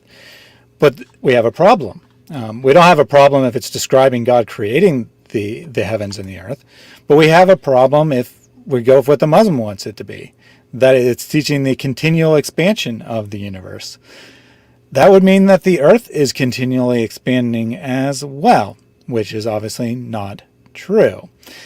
So they have to read these two verses, which contain the same language, are parallel to one another, conveying a continuous thought, and they have to read it in two different ways from one verse to the next. And the tafsir, not surprisingly, didn't make this modern, this verse means something different than this verse. They saw them as closely related. Ibn Kathir says that he talks about the vast space with a roof above it, talking about not spreading, but how vast not expansion, but how vast the space is. Al-Tabari talks about a strong roof and a wide space. And Al-Qurtubi says that the verse speaks of the ability of God, consistent with a Christian interpretation of Isaiah. And then he says it's either talking about the space between man and God, i.e. how far away we are from God. He's giving it kind of a more poetic meaning. Or it's talking about the abundance of life, which has, in his words, been expanded by rain. And we'll see why he got that interpretation into this verse, even though it's not there, when we look at the next miracle claim. And then finally he says it could just be purely metaphorical and it's just about the enrichment of humanity. Qurtubi, unlike the other tafsirs, tends to offer these metaphysical, metaphorical interpretations as a possibility. None of them, though, say anything about an expanding universe. Have you noticed how Kurtubi proposes 4 different interpretation just for one verse. It might be this, Yes, or this, or this, or this. Pick whichever you want. It's such a shame because remember, claim Quran makes it is well detailed, well explained. Yet exactly. commentaries comes in and then tries to unpack for that well detailed, well explained Quran, and they try to explain to us verse, and then they give us like 4 version. It might be this or this or this or this.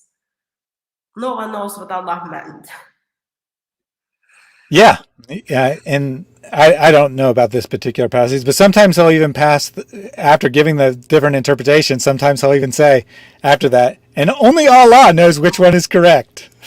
Yeah, such a shame. So then our final criteria that we're using to evaluate these is we have to ask, is it a lucky guess? Are there so few possibilities that even if someone had no way to observe it, no knowledge whatsoever, and they're just guessing at random, could they come to this conclusion? Well, there are essentially 3 possible explanations or states of the universe. It could be expanding, it could be contracting, or it could be staying the same. And while the 19th century man in the phase of the scientific revolution did come to this steady state conclusion, that's not necessarily the same conclusion that ancient people came to. Just because some modern scientists who were looking at the universe and expecting it to be constant and thus guessed that the universe was all constant because the physical laws are constant, doesn't mean that ancient people thought of that way.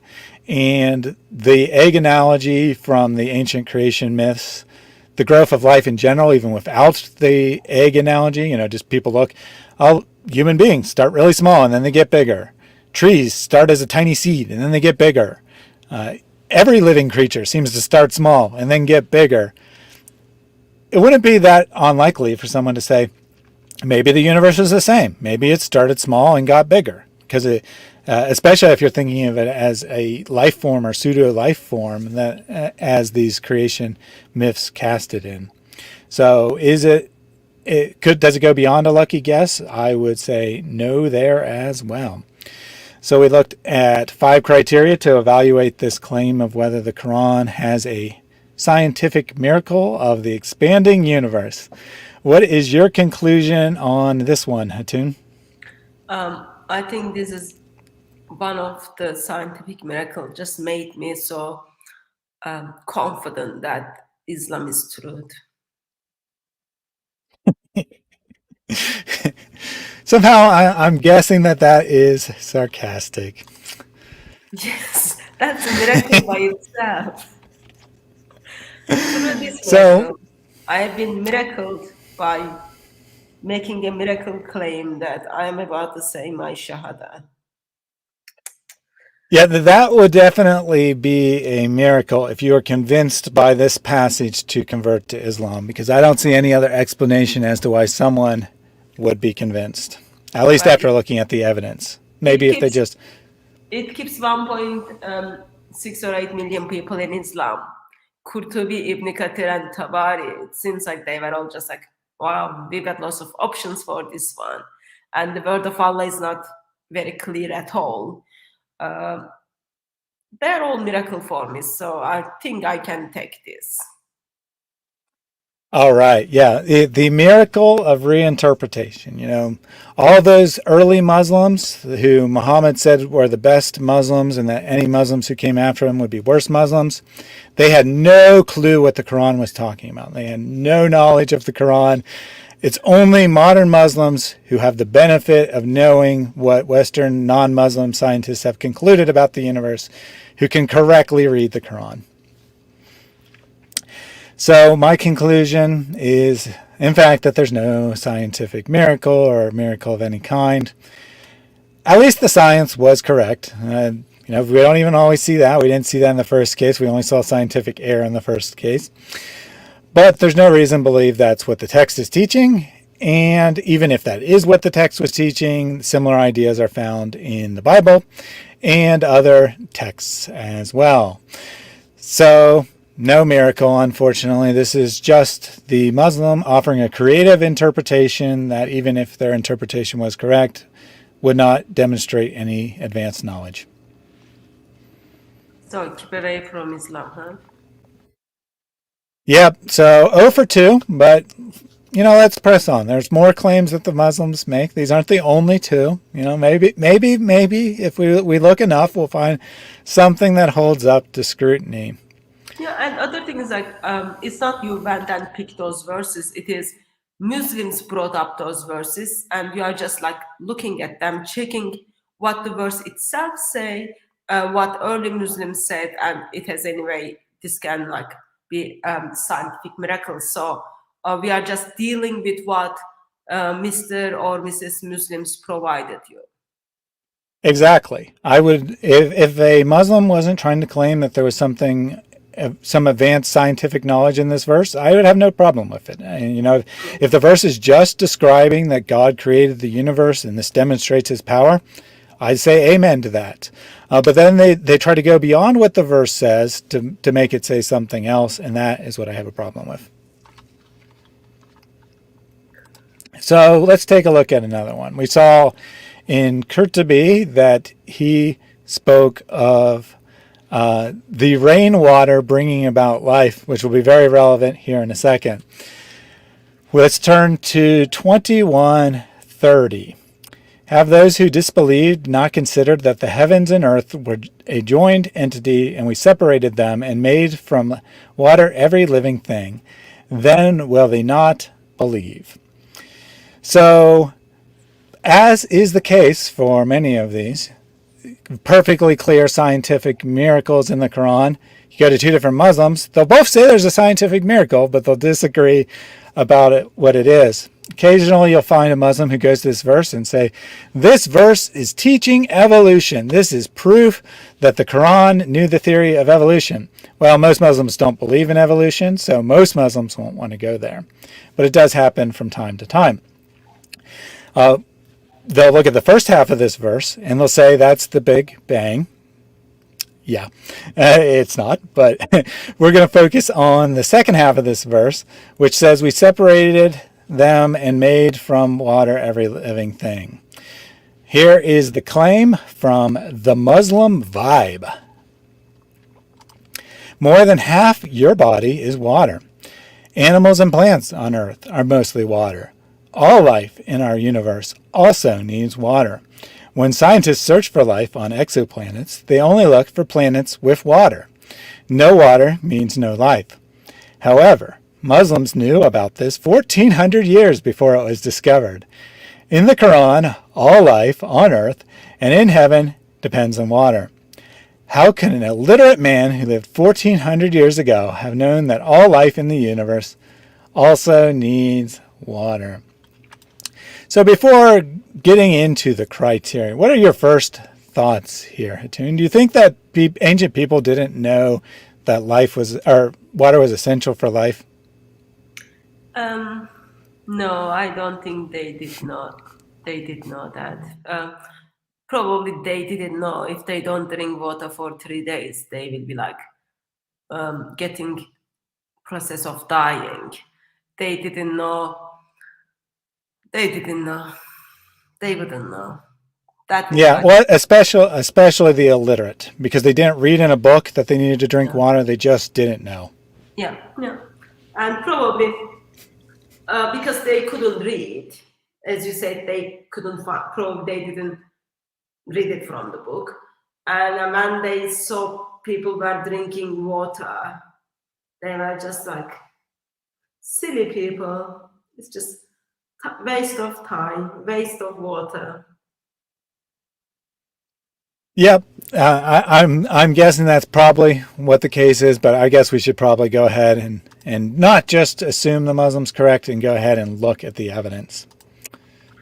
Think about it. In let's say in Saudi Arabia part of the world, there is no it's difficult to go and get water in 7th century.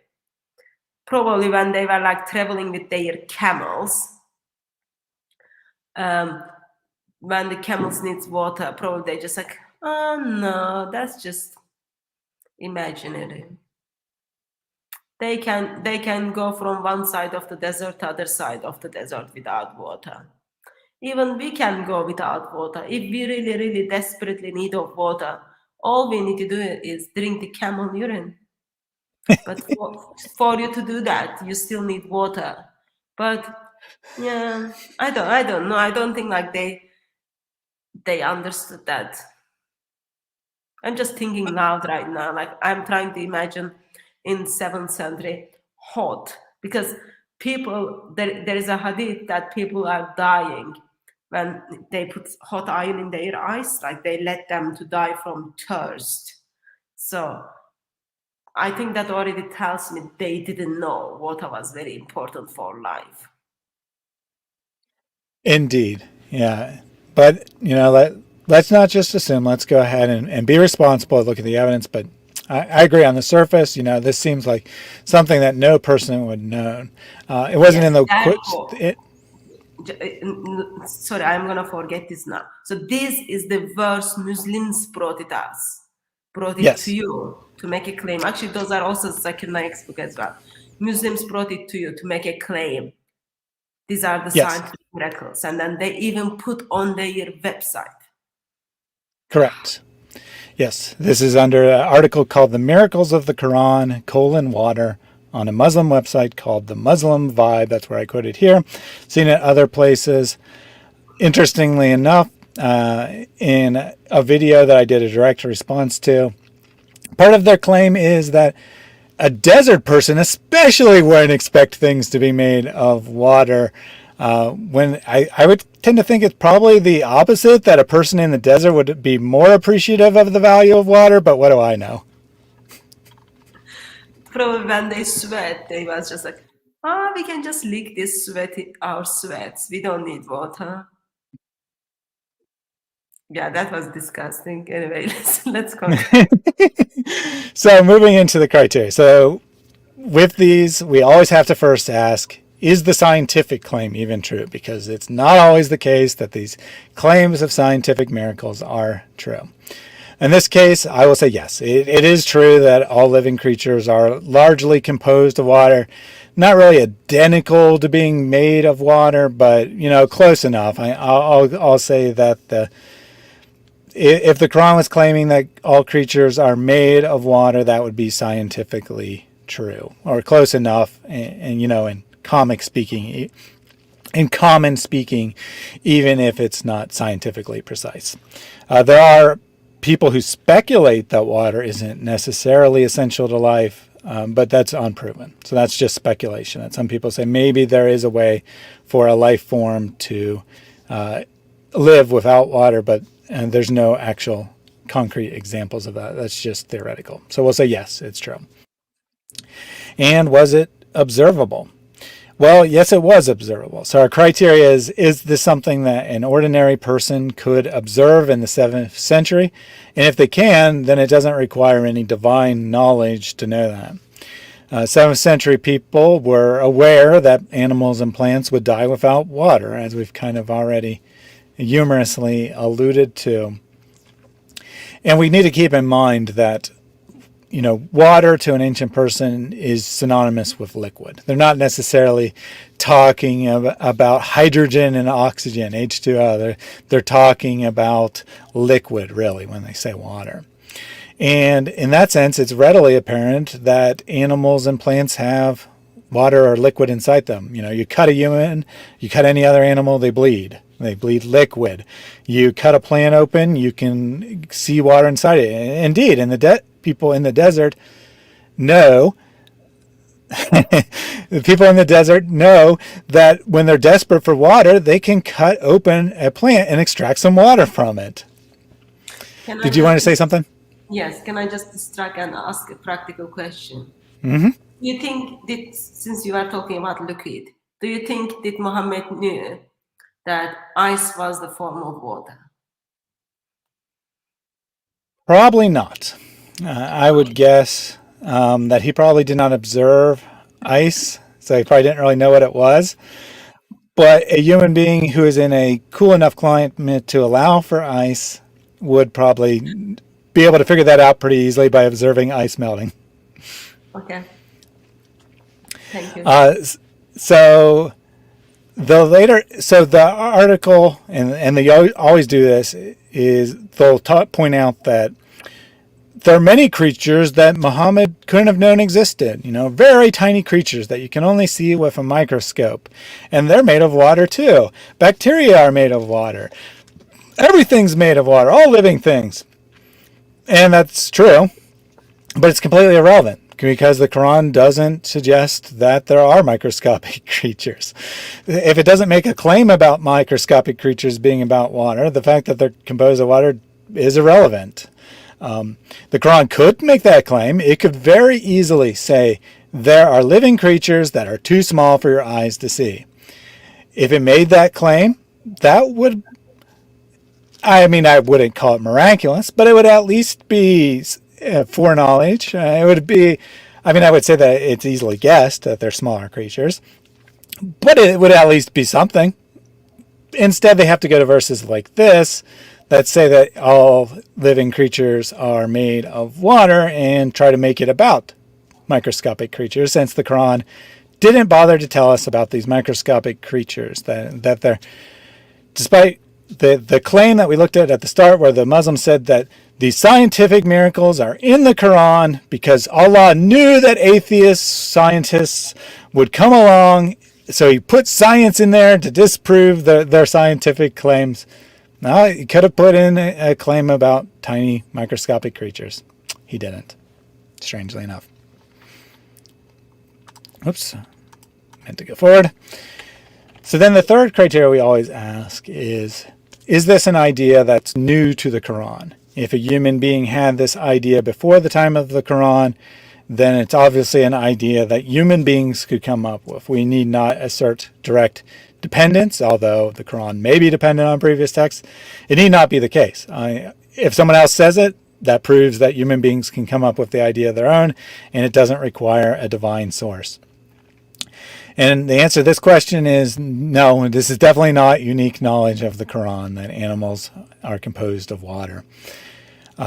Greek philosophy from very ancient times, the first millennia BC, had decided that everything, and I mean living things, non-living things, rocks, everything, is composed of only 4 elements: earth, air, fire, and water. So there's only 4 basic elements, and everything is composed of one or more of those 4 things.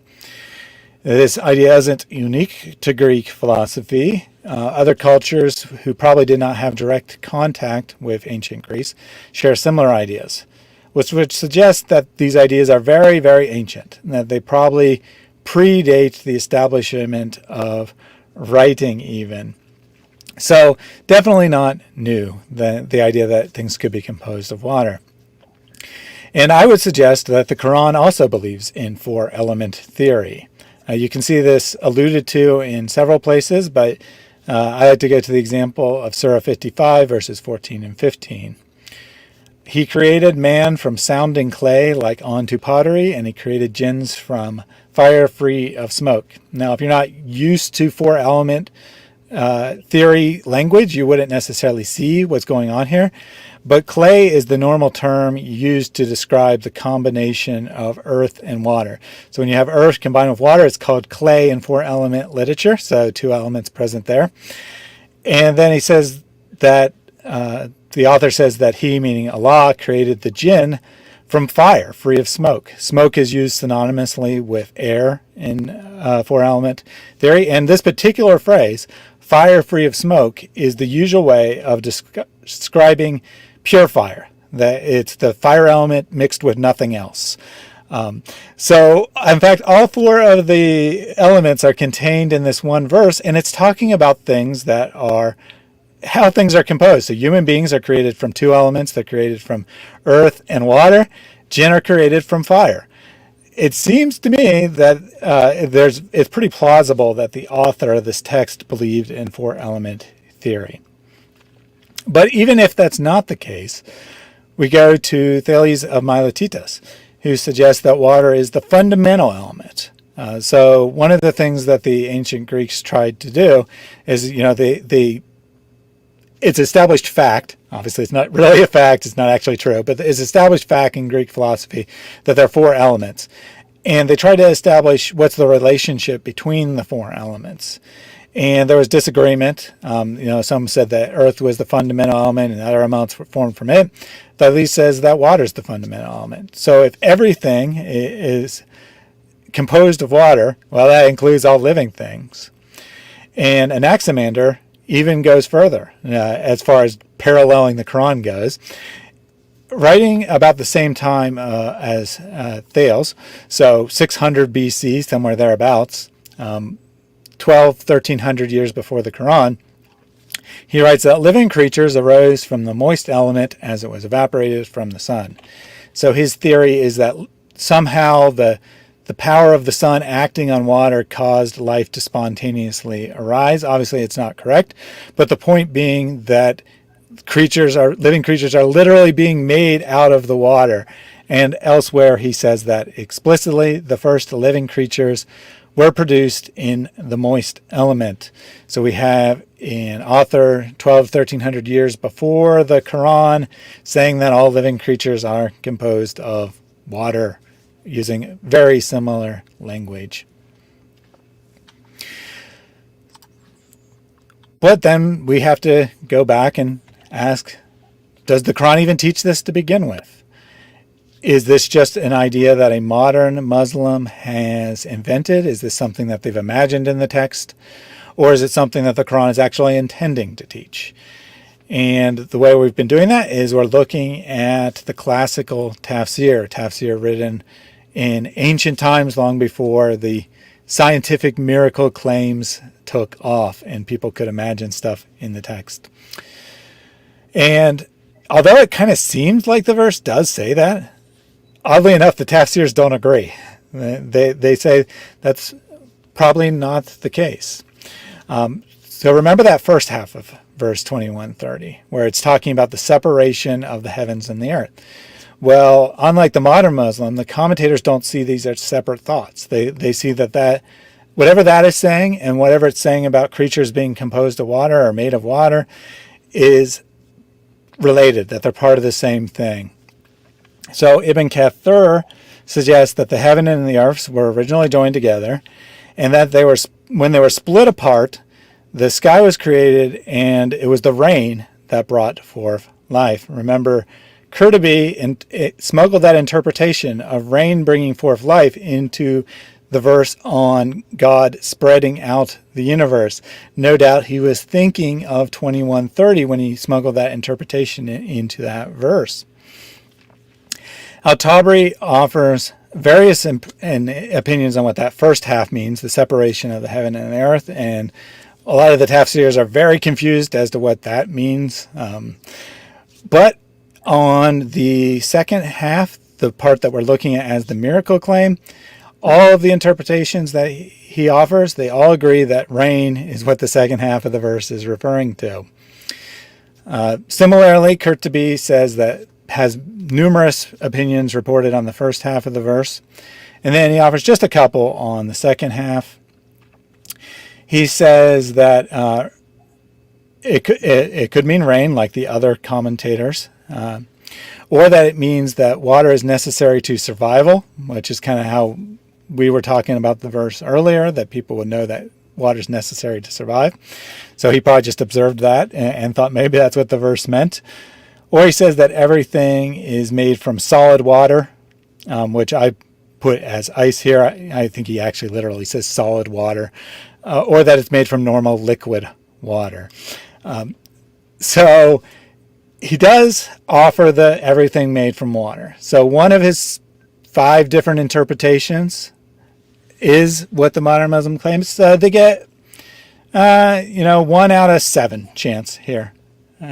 If we look at Kathir, Tabari, and Kurtubi combined, say maybe 1 out of 7 chance that's what the verse actually refers to. So slight pass on this, but probably not. It probably means rainwater according to these ancient commentaries. Finally, we ask the question, is this a lucky guess? Is this something that someone who couldn't observe it, didn't have any actual knowledge, is it something that they could reasonably guess because there's not a lot of different options to begin with? And I guess this one's a little hard to say for sure because it depends. If we decide that the author of the Quran believed in 4-element theory, well, then he's kind of limited to 4 elements or some combination thereof. So not a huge number of things.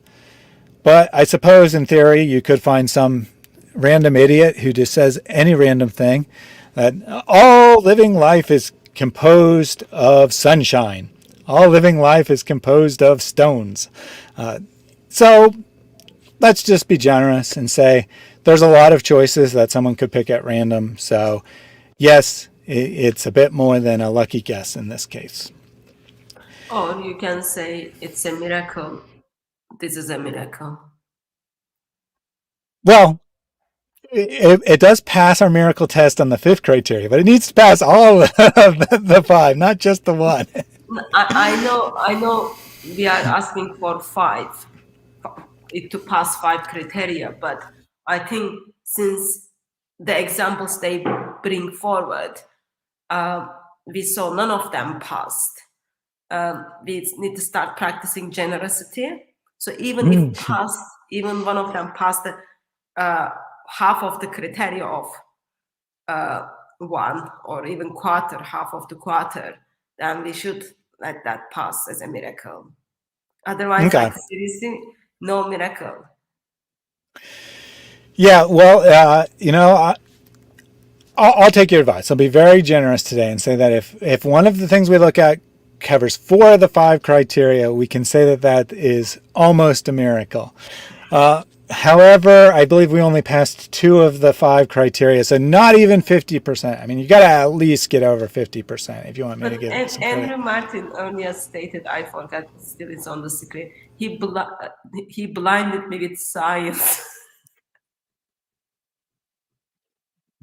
Well, I think that Just a miracle. yeah, I think that the Muslim eyes have definitely been blinded. So he might be onto something there. Yeah. So my conclusion, I know you want me to be generous here, but my conclusion is just going to be that there's no miracle I think that's in this particular passage. That's a generous. That's very generous to say no miracles. Yes, because it's actually good point. I could say that there's blatant scientific error in this passage. Yeah. Because there is. So just saying no miracle, that is being generous. You're right. Yep. So far we looked at 3 examples, and then what we saw is the examples which Muslims brought forth regarding the verses confirm the scientific miracles of the Quran. All of them failed. Mm-hmm. Okay, just wanted to make sure I understood we're 0 for 3 so far, and just to sum up the water, or all things being made from water, we give them a pass in the science. The language is a little imprecise, but I think it's close enough that we can give them a pass there. But unfortunately for the Muslim, it's also easily observable by any human being at any time period. It was well-known information at the time of the Quran, and their attempt to bring in microscopic creatures is totally irrelevant because the Quran doesn't know they exist, so it can't be evidence of some kind of miraculous knowledge since it doesn't talk about them. We have one more example for today, which is the miracle of the iron being sent down. This one, it's a little hard to put them in order of popularity, but I'd say there's a good chance this is in the top 2 most popular miracle claims. From Surah 57, verse 25, reading from the Sahih International Translation, "We have already sent down our messengers with clear evidences and sent down with them the scriptures and the balance that the people may maintain in justice. And we sent down iron, wherein a great military might and benefits for the people, and so that Allah may make evident those who support him and his messengers unseen.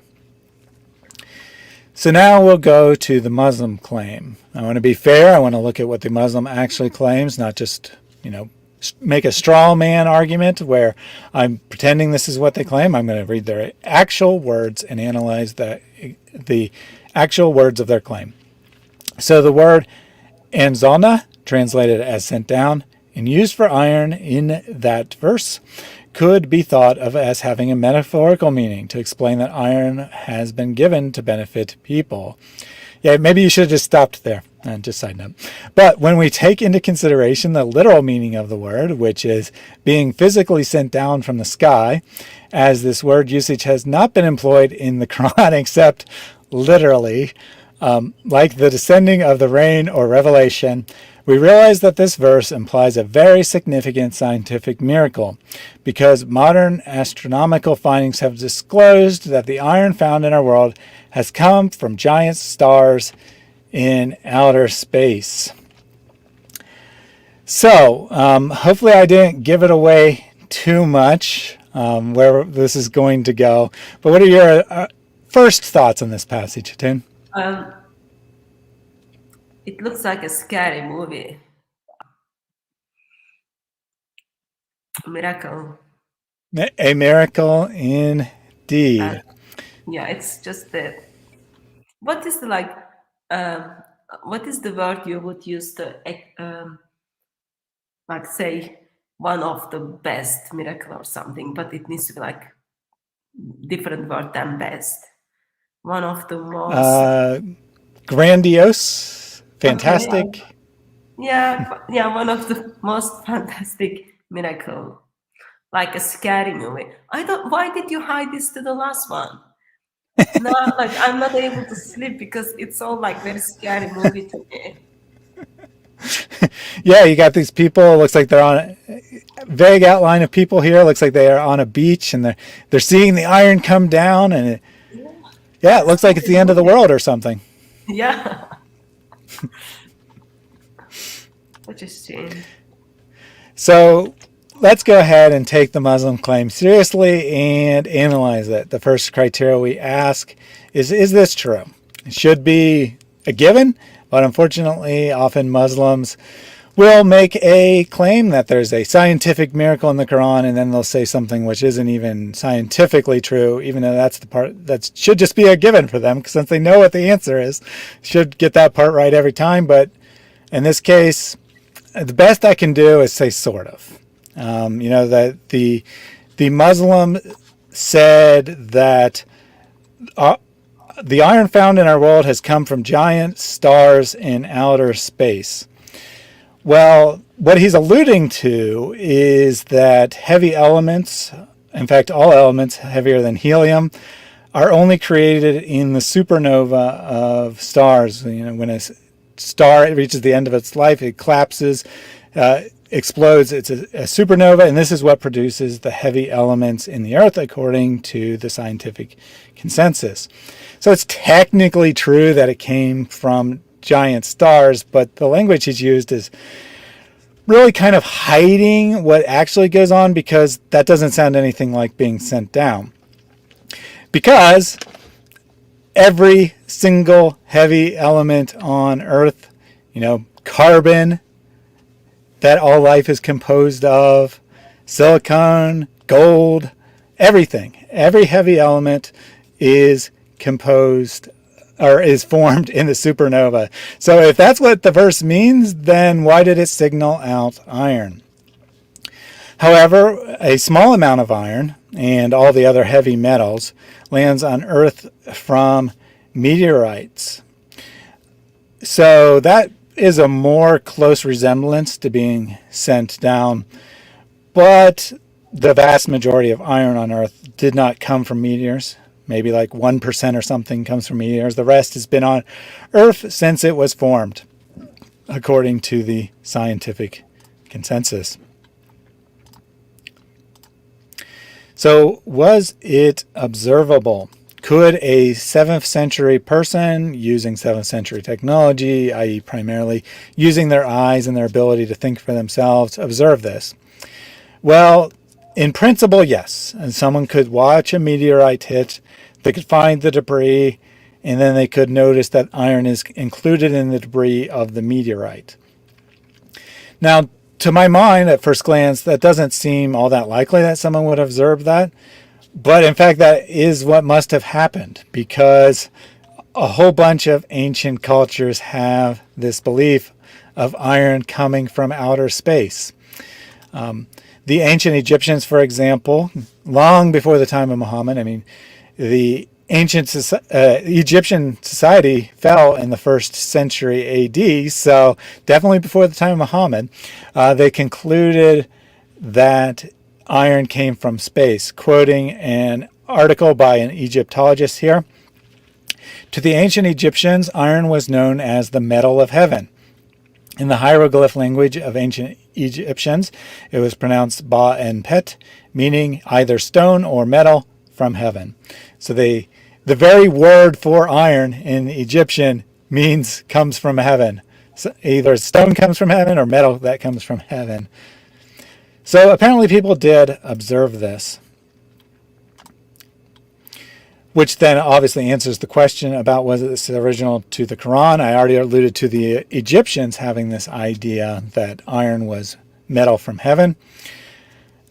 And actually, if you dig into their theology, they believed that iron was the actual substance of what heaven was made of. They thought that outer space, as we now know it, was composed of the metal iron. And so they thought it was the very nature of things from heaven that they're composed of iron. In Egyptian to Egypt, many other cultures also had the same sort of belief, presumably also from observing meteorites. Now, to be clear, they wouldn't actually have to necessarily observe the meteorite falling. They could just find a fallen meteorite, recognize what that was, and find iron there.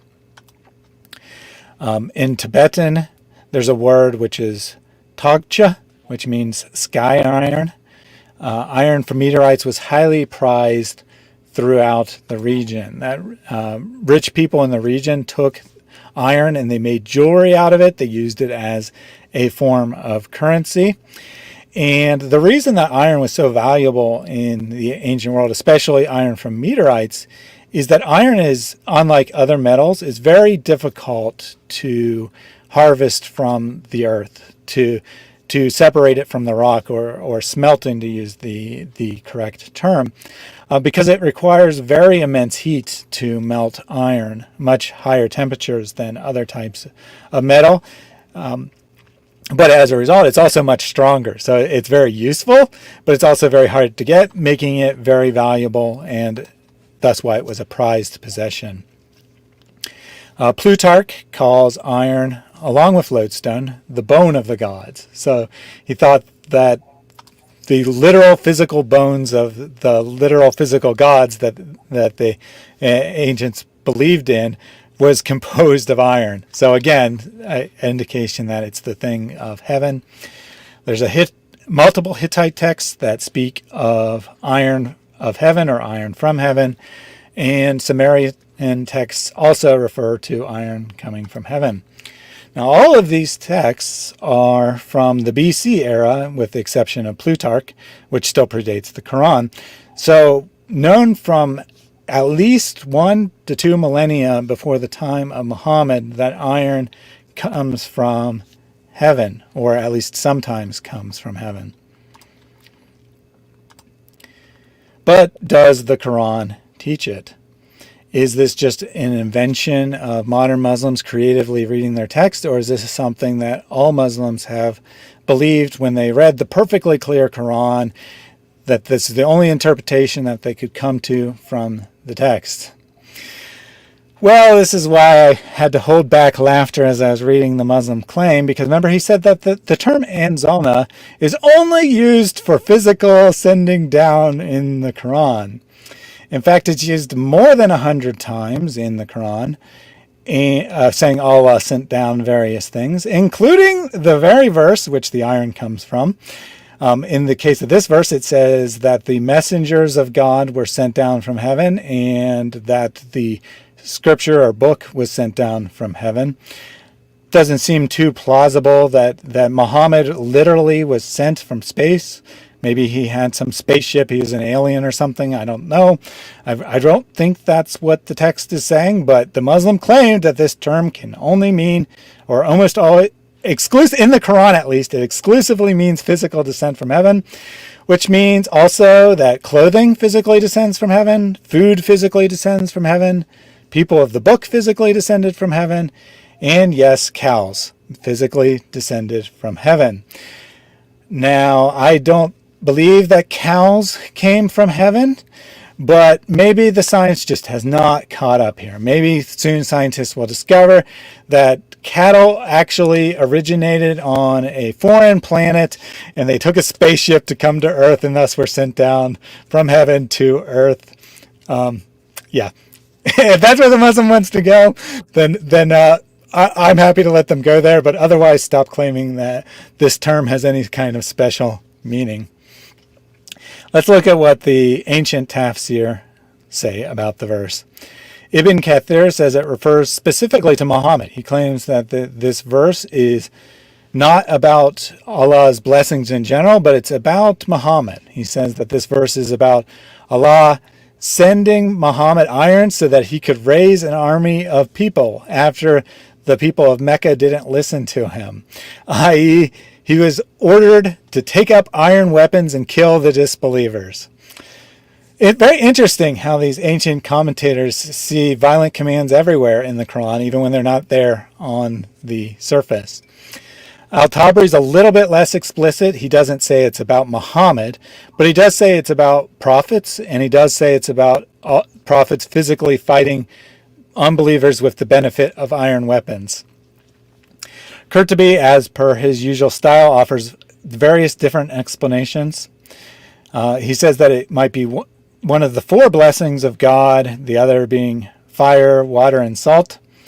He says that it might refer to Adam physically carrying iron tools with him when he came from paradise as the first human being, which is, of course, absurd because iron tools were not invented until much later in human history. Or he might be saying that God created iron. Well, if that's all he's saying, then if that's all the verse says, I'm fine with that. I mean, God did create iron, but it's also hardly a miraculous statement to say that God created iron when he created everything else as well. Just can I make a quick point on that? If we go with the Qurtubi's interpretation that Adam physically took the irons from paradise because it was tool, that means they're identifying Adam as the first thief. He stole things which were belonging to paradise and then he brought them to this world. I guess you're right. I hadn't considered that, but Not sure how wise it is for Muslims to call one of their prophet thief. I know Muhammad stole underwear stuff, but like this is like stealing from paradise. And no one kind of just like stopped it. No one noticed it until Qurtubi put it down and everyone was okay with that thief. Because none of the context kind of applies it was a gift or anything. Correct. Yeah, maybe there was too many demons trying to sneak into heaven that day when Adam was being sent to Earth. So Allah was too busy throwing stars at the demons to notice that Adam had stolen the tools. He was able to get away. Yep. So, first man is a thief from heaven, according to Muslims. Anyway, okay, thank you. But of course, all the prophets are infallible. They can't do any sin. So, I don't know. Maybe Qurtubi's just wrong. Okay. Finally, we have to ask, was this a lucky guess? Is this something that someone with no knowledge, no ability to observe, they could just make as a lucky guess because there's so few possible choices? So this one's a little hard to evaluate because we have to say, what are the choices? Earth, space, and paradise, perhaps, as the possible origins of something. If we're just using the Muslim claim from the introduction that it came from space because iron was formed in a star supernova, well, then the only other possibilities is that it was always on Earth, or maybe that it was in paradise, which is a interesting interpretation, as you point out, that it was stolen from paradise. What about if we say that it means that, the less ambitious interpretation occurred to be that it just means that Allah created iron? Well, what's the other possibility? That was created by man, created by animals? I don't know. So seems pretty odd that it always existed, I suppose. So, there's a few possibilities here. But how likely would it be to guess that it came from space or Allah, depending on how you're interpreting that? Well, as I said, iron is very rare, or at least relatively rare in the ancient world, since it was hard to get out of the earth. And it's very useful. Iron weapons are vastly superior to weapons made out of other metals that would be available at the time. So, if something's rare and valuable, I don't think it's really that odd to guess that it's a gift from God. So I'm saying it's probably not anything that would go beyond a lucky guess. It kind of seems like the thing someone would guess. Before I reveal my conclusion, do you think that the iron being sent down is one of those miracles of scientific miracles of the Quran, that it's advanced knowledge that no one could have known? Yes, I do. I got convinced by your presentation, and I come to the miracle conclusion that yes, iron came down from space. Excellent. I assume that you also now believe that cattle came from outer space. Yeah. And also, and that Muhammad was really an alien who came in his spaceship because the messenger was sent down as well. Yeah. Well, we are talking about like around 7th century. When you look at one of the biographies of Muhammad, it is talking about like how his mom had like fire coming up stuff. So that's like sign of spaceship in 7th century. Yeah, I think I could go with that. Or maybe they opened, used even more advanced technology than we can imagine, and they opened a rift in the space-time continuum and just kind of pushed him through that rift, and it just happened to be the rift was right on the top of his mother's private parts, and thus a great light shone forth as Muhammad was being born. Yeah, therefore I said like I'm convinced by those miracles. I would like to bring up a question to you. It was asked earlier by Frank. When we I can't remember if it was you or me, we made a claim that prophets are sinless. Yes. So question was like, where that come from? Do you want to make a comment on that, or do you want? Yeah, so it's really a bizarre claim that Islam makes. It is a claim they make. This is despite the fact that it contradicts what the Quran states. It explicitly commands Muhammad, who's supposedly the last and greatest of the prophets, to repent of his sin. In Sahih Bukhari, Sahih Muslim, Muhammad talks about how he needed to repent numerous times a day. I think in one narration it says 60 times a day, and another narration it says 100 times a day. Might not be the precise number, but large numbers. So Muhammad was constantly repenting of the sins he never had. Seems likely to me that early Muslims didn't have this belief about prophets being sinless. But I think what happened probably is that once Muslims started to engage with Christians were saying, why should we follow Muhammad? We follow Jesus. Jesus was sinless.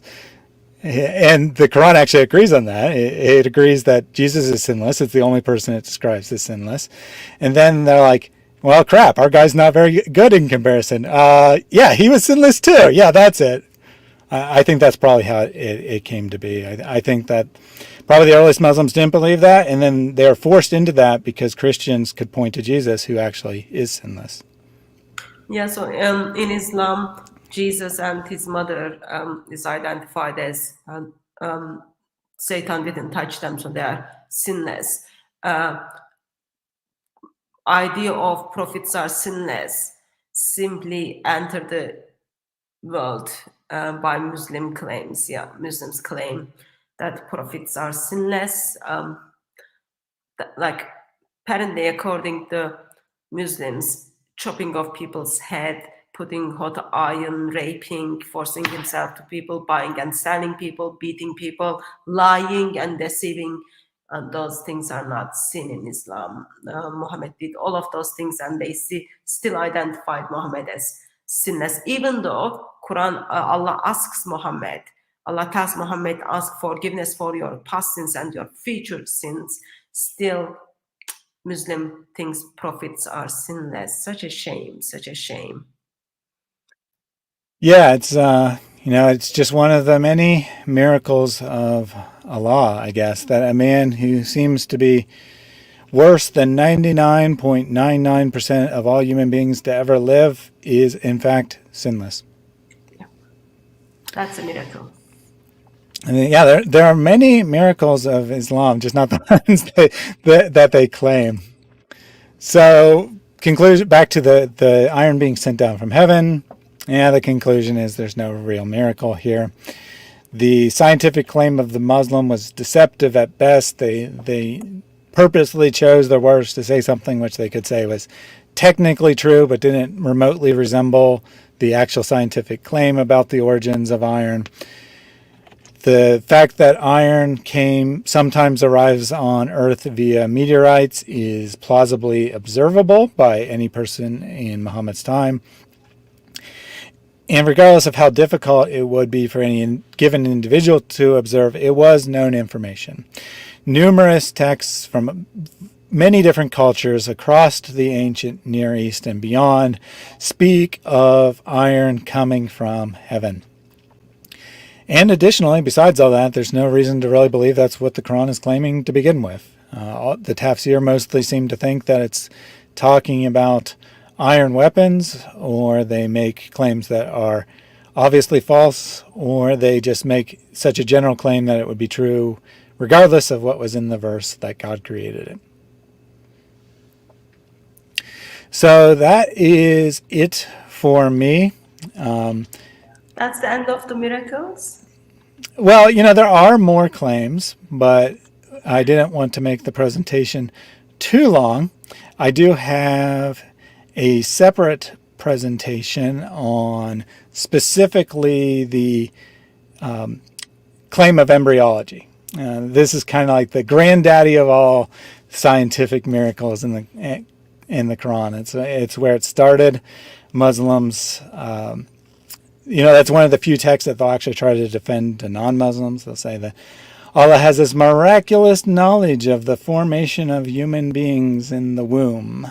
So I went into too much detail on that one to be part of a reasonable length presentation, so it stands on its own. I have heard various other claims that I didn't happen to address here.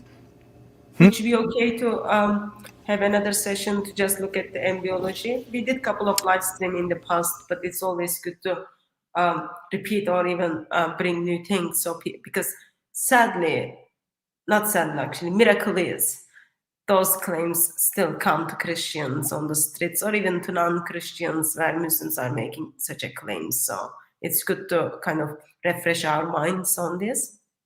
Yeah, absolutely. I would be happy to do a presentation on the embryology. I would also be willing to take off-the-cuff questions if anyone wants to know about a different specific miracle claim. I probably won't have ancient texts I can point to off the top of my head, but I certainly can, talk about what the verse probably actually means as opposed to the Muslim claim. And I mean, a lot of them, all you have to do is read the verse and the miracle turns into a scientific error. You read what it actually says and it's claiming the exact opposite of what the Muslim says it claims. So Quranic miracle is Quran has scientific errors. Yep. I think that's the true miracle here, is that, the plain meaning of the perfectly clear words is a scientific error, but if you have enough ingenuity and enough creativity, you can stretch the words and turn them around and make it into something which is scientifically accurate and claim that Allah had this amazing knowledge. And it's only because of our,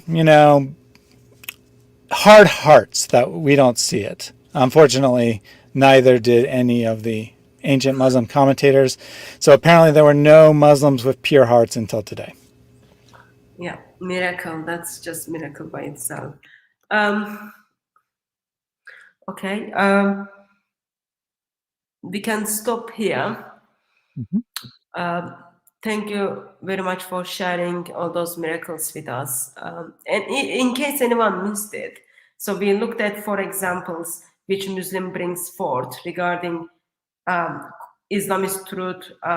Here is there some verses. They contain scientific miracles which Muhammad wouldn't know in 7th century. And then we went through 4 of them, and we come to conclusion that miracle was they were all scientific errors. Yep. And I think that, obviously there is many different attempts at claims as there are Muslim apologists who can use their creativity to imagine something. But I think if you look at any of these claims, I think basically 100% of the time you'll find that the tafsir didn't know about this perfectly obvious meaning of the Quran. Probably 40% of the time it's not even scientifically accurate, and 100% of the time it's something that was easily observable and ancient people knew about it. Yeah, that's miracle by itself. Great. Thank you very much for joining me, brother, and thank you very much for helping us to go through some of the examples. And I think above all, it just helps us to see more and more how Islam has not much ground to stand, and claims Muslim missionaries making easily can be destroyed or easily can debunked. All you need to do is just listen to the claim, observe what Allah tried to say, look at the earliest writings, and then use the brain God given to you. And I am confident that you will be able to debunk that claim easily. What are your conclusion remarks, brother? Yeah, Also, can you just share a little bit with us how we can pray for you, where people can find you beside ihatehatun.com, where people can go and find you? Yeah, absolutely. So first, my concluding thoughts. My advice to Christians who want to reach Muslims is to engage Muslims on their claims. I know that the claims often are so ridiculous. It doesn't seem like it's even worth discussing. I mean, I kind of tried to pull out some of the better claims. Some of them, it's even worse than what we looked at here. But I would encourage people to engage Muslims on their own terms, to go to them. I would encourage Christians to offer counterclaims, but I would also encourage them to engage these claims. So, someone says that the Quran contains scientific miracles. My first question would be, what's the best example? And are you willing to discuss it and see if it really stands up to scrutiny? Because if this is actually evidence, it should stand up to scrutiny. And if it's not actually evidence, then you need to find some evidence that Islam is true, because you shouldn't believe something without any evidence for it. But then as a secondary, if they actually engage in that, then I would also offer, if you're going to claim that the Quran contains scientific knowledge, that it's a scientific book, then you need to explain the miracle of Allah throwing stars at demons trying to sneak into heaven. You need to explain the miracle of sperm being produced between the backbones and the ribs, and so forth. You need to explain the miracle of the earth being laid out flat like a carpet. You need to explain the miracle of the sun setting in a muddy pool of water. You need to explain the miracle of Dhul Qarnayn finding the people who are so close to the sun at its rising point that they are being burnt as it tries to rise up, and they don't have cover, so they're very dark people. You need to explain all of these miracles of the Quran, and you can't say what Muslims usually say, and that's that it's metaphorical. Dhul Qarnayn just saw that. It was just his perspective. And their claims of them being scientific, like, the sperm is actually produced in the prostate. Well, great. That's not between the backbones and ribs either. So they don't hold up to scrutiny, and the Muslim needs to be consistent. They need to either say that the Quran doesn't make scientific claims, in which case they need some other evidence that Islam is true, or they need to address all of the passages which are vaguely scientific, not just the ones they want to address. Now, as far as where you can find me, of course, my YouTube channel is Reasoned Answers. I have regular live streams there, and I usually open the stream up for any Muslim who wants to come up and talk with us live. Usually we have a presentation and then we open it up for live questions at the end. Less common, I put out scripted videos. I also run the David Wood archives, where I'm re-uploading David's content, so you can find me there as well. And also people can find you from ihatehatun.com. Yes. And reasonedanswers.com will work as well. That's my real website. Okay. And I do Go on. I do encourage any seeking Muslim who's actually interested in truth to think about this material. And if you're legitimately seeking, you can find my contact information and get in touch with me that way as well. Yeah, I'll put the links in the description as well. I haven't done that, but I'll do that as well. And remember, I did express that there was a part-time stripper from Islamic Dawah gangs put a survey out asking people what would cause you to have doubt in Islam. 20% people who joined that survey expressed the scientific miracles. So that means when you speak with your Muslim friends, these 4 verses, we looked at only 4 verses, they will come up. So learn the arguments, listen them carefully so that you can debunk them easily. When you debunk them easily, now we need to provide alternative of Lord Jesus Christ. We want them to have doubts in Islam. We want them to walk away from Islam. We want them to walk away from Muhammad, but we want them to walk towards Lord Jesus Christ. So listen those arguments carefully and make use of them. You will see Mr. and Mrs. Muslims are running away from Islam. Yes, definitely. And I think you also wanted some prayer requests or items of prayer. So, yes. So, first of all, I would say, pray for my ministry. Pray that it's able to reach Muslims, reach people who are open to hearing the material. It's great to have Christians watching. It's great to equip Christians, but pray that Muslims are seeing this material as well. And then the more personal request, I'd like you to request prayers for my wife. She has ongoing issues with chronic pain in her foot. Her name is Crystal. So pray for Crystal's chronic pain issues. Yes, beloveds, please do remember him and his wife in your prayers. We do have people who actively pray for one another, so you will be covered within our prayers, brother. Thank you. And thank you very much for joining me tonight as well, helping us to think through this miracle of scientific errors in the Quran. There were new things we learned. There were things we refreshed, but by God's grace, we will put them in practice so that we can get to see people are running away from Islam and turning to Lord Jesus Christ. And thank you very much, everyone who joined us in the chat tonight. Thank you very much to my moderators who kept people in order. Really appreciate it. By God's grace, we will see you on another live stream or at Speaker's Corner. May Christ crucified silently with his love until we see you.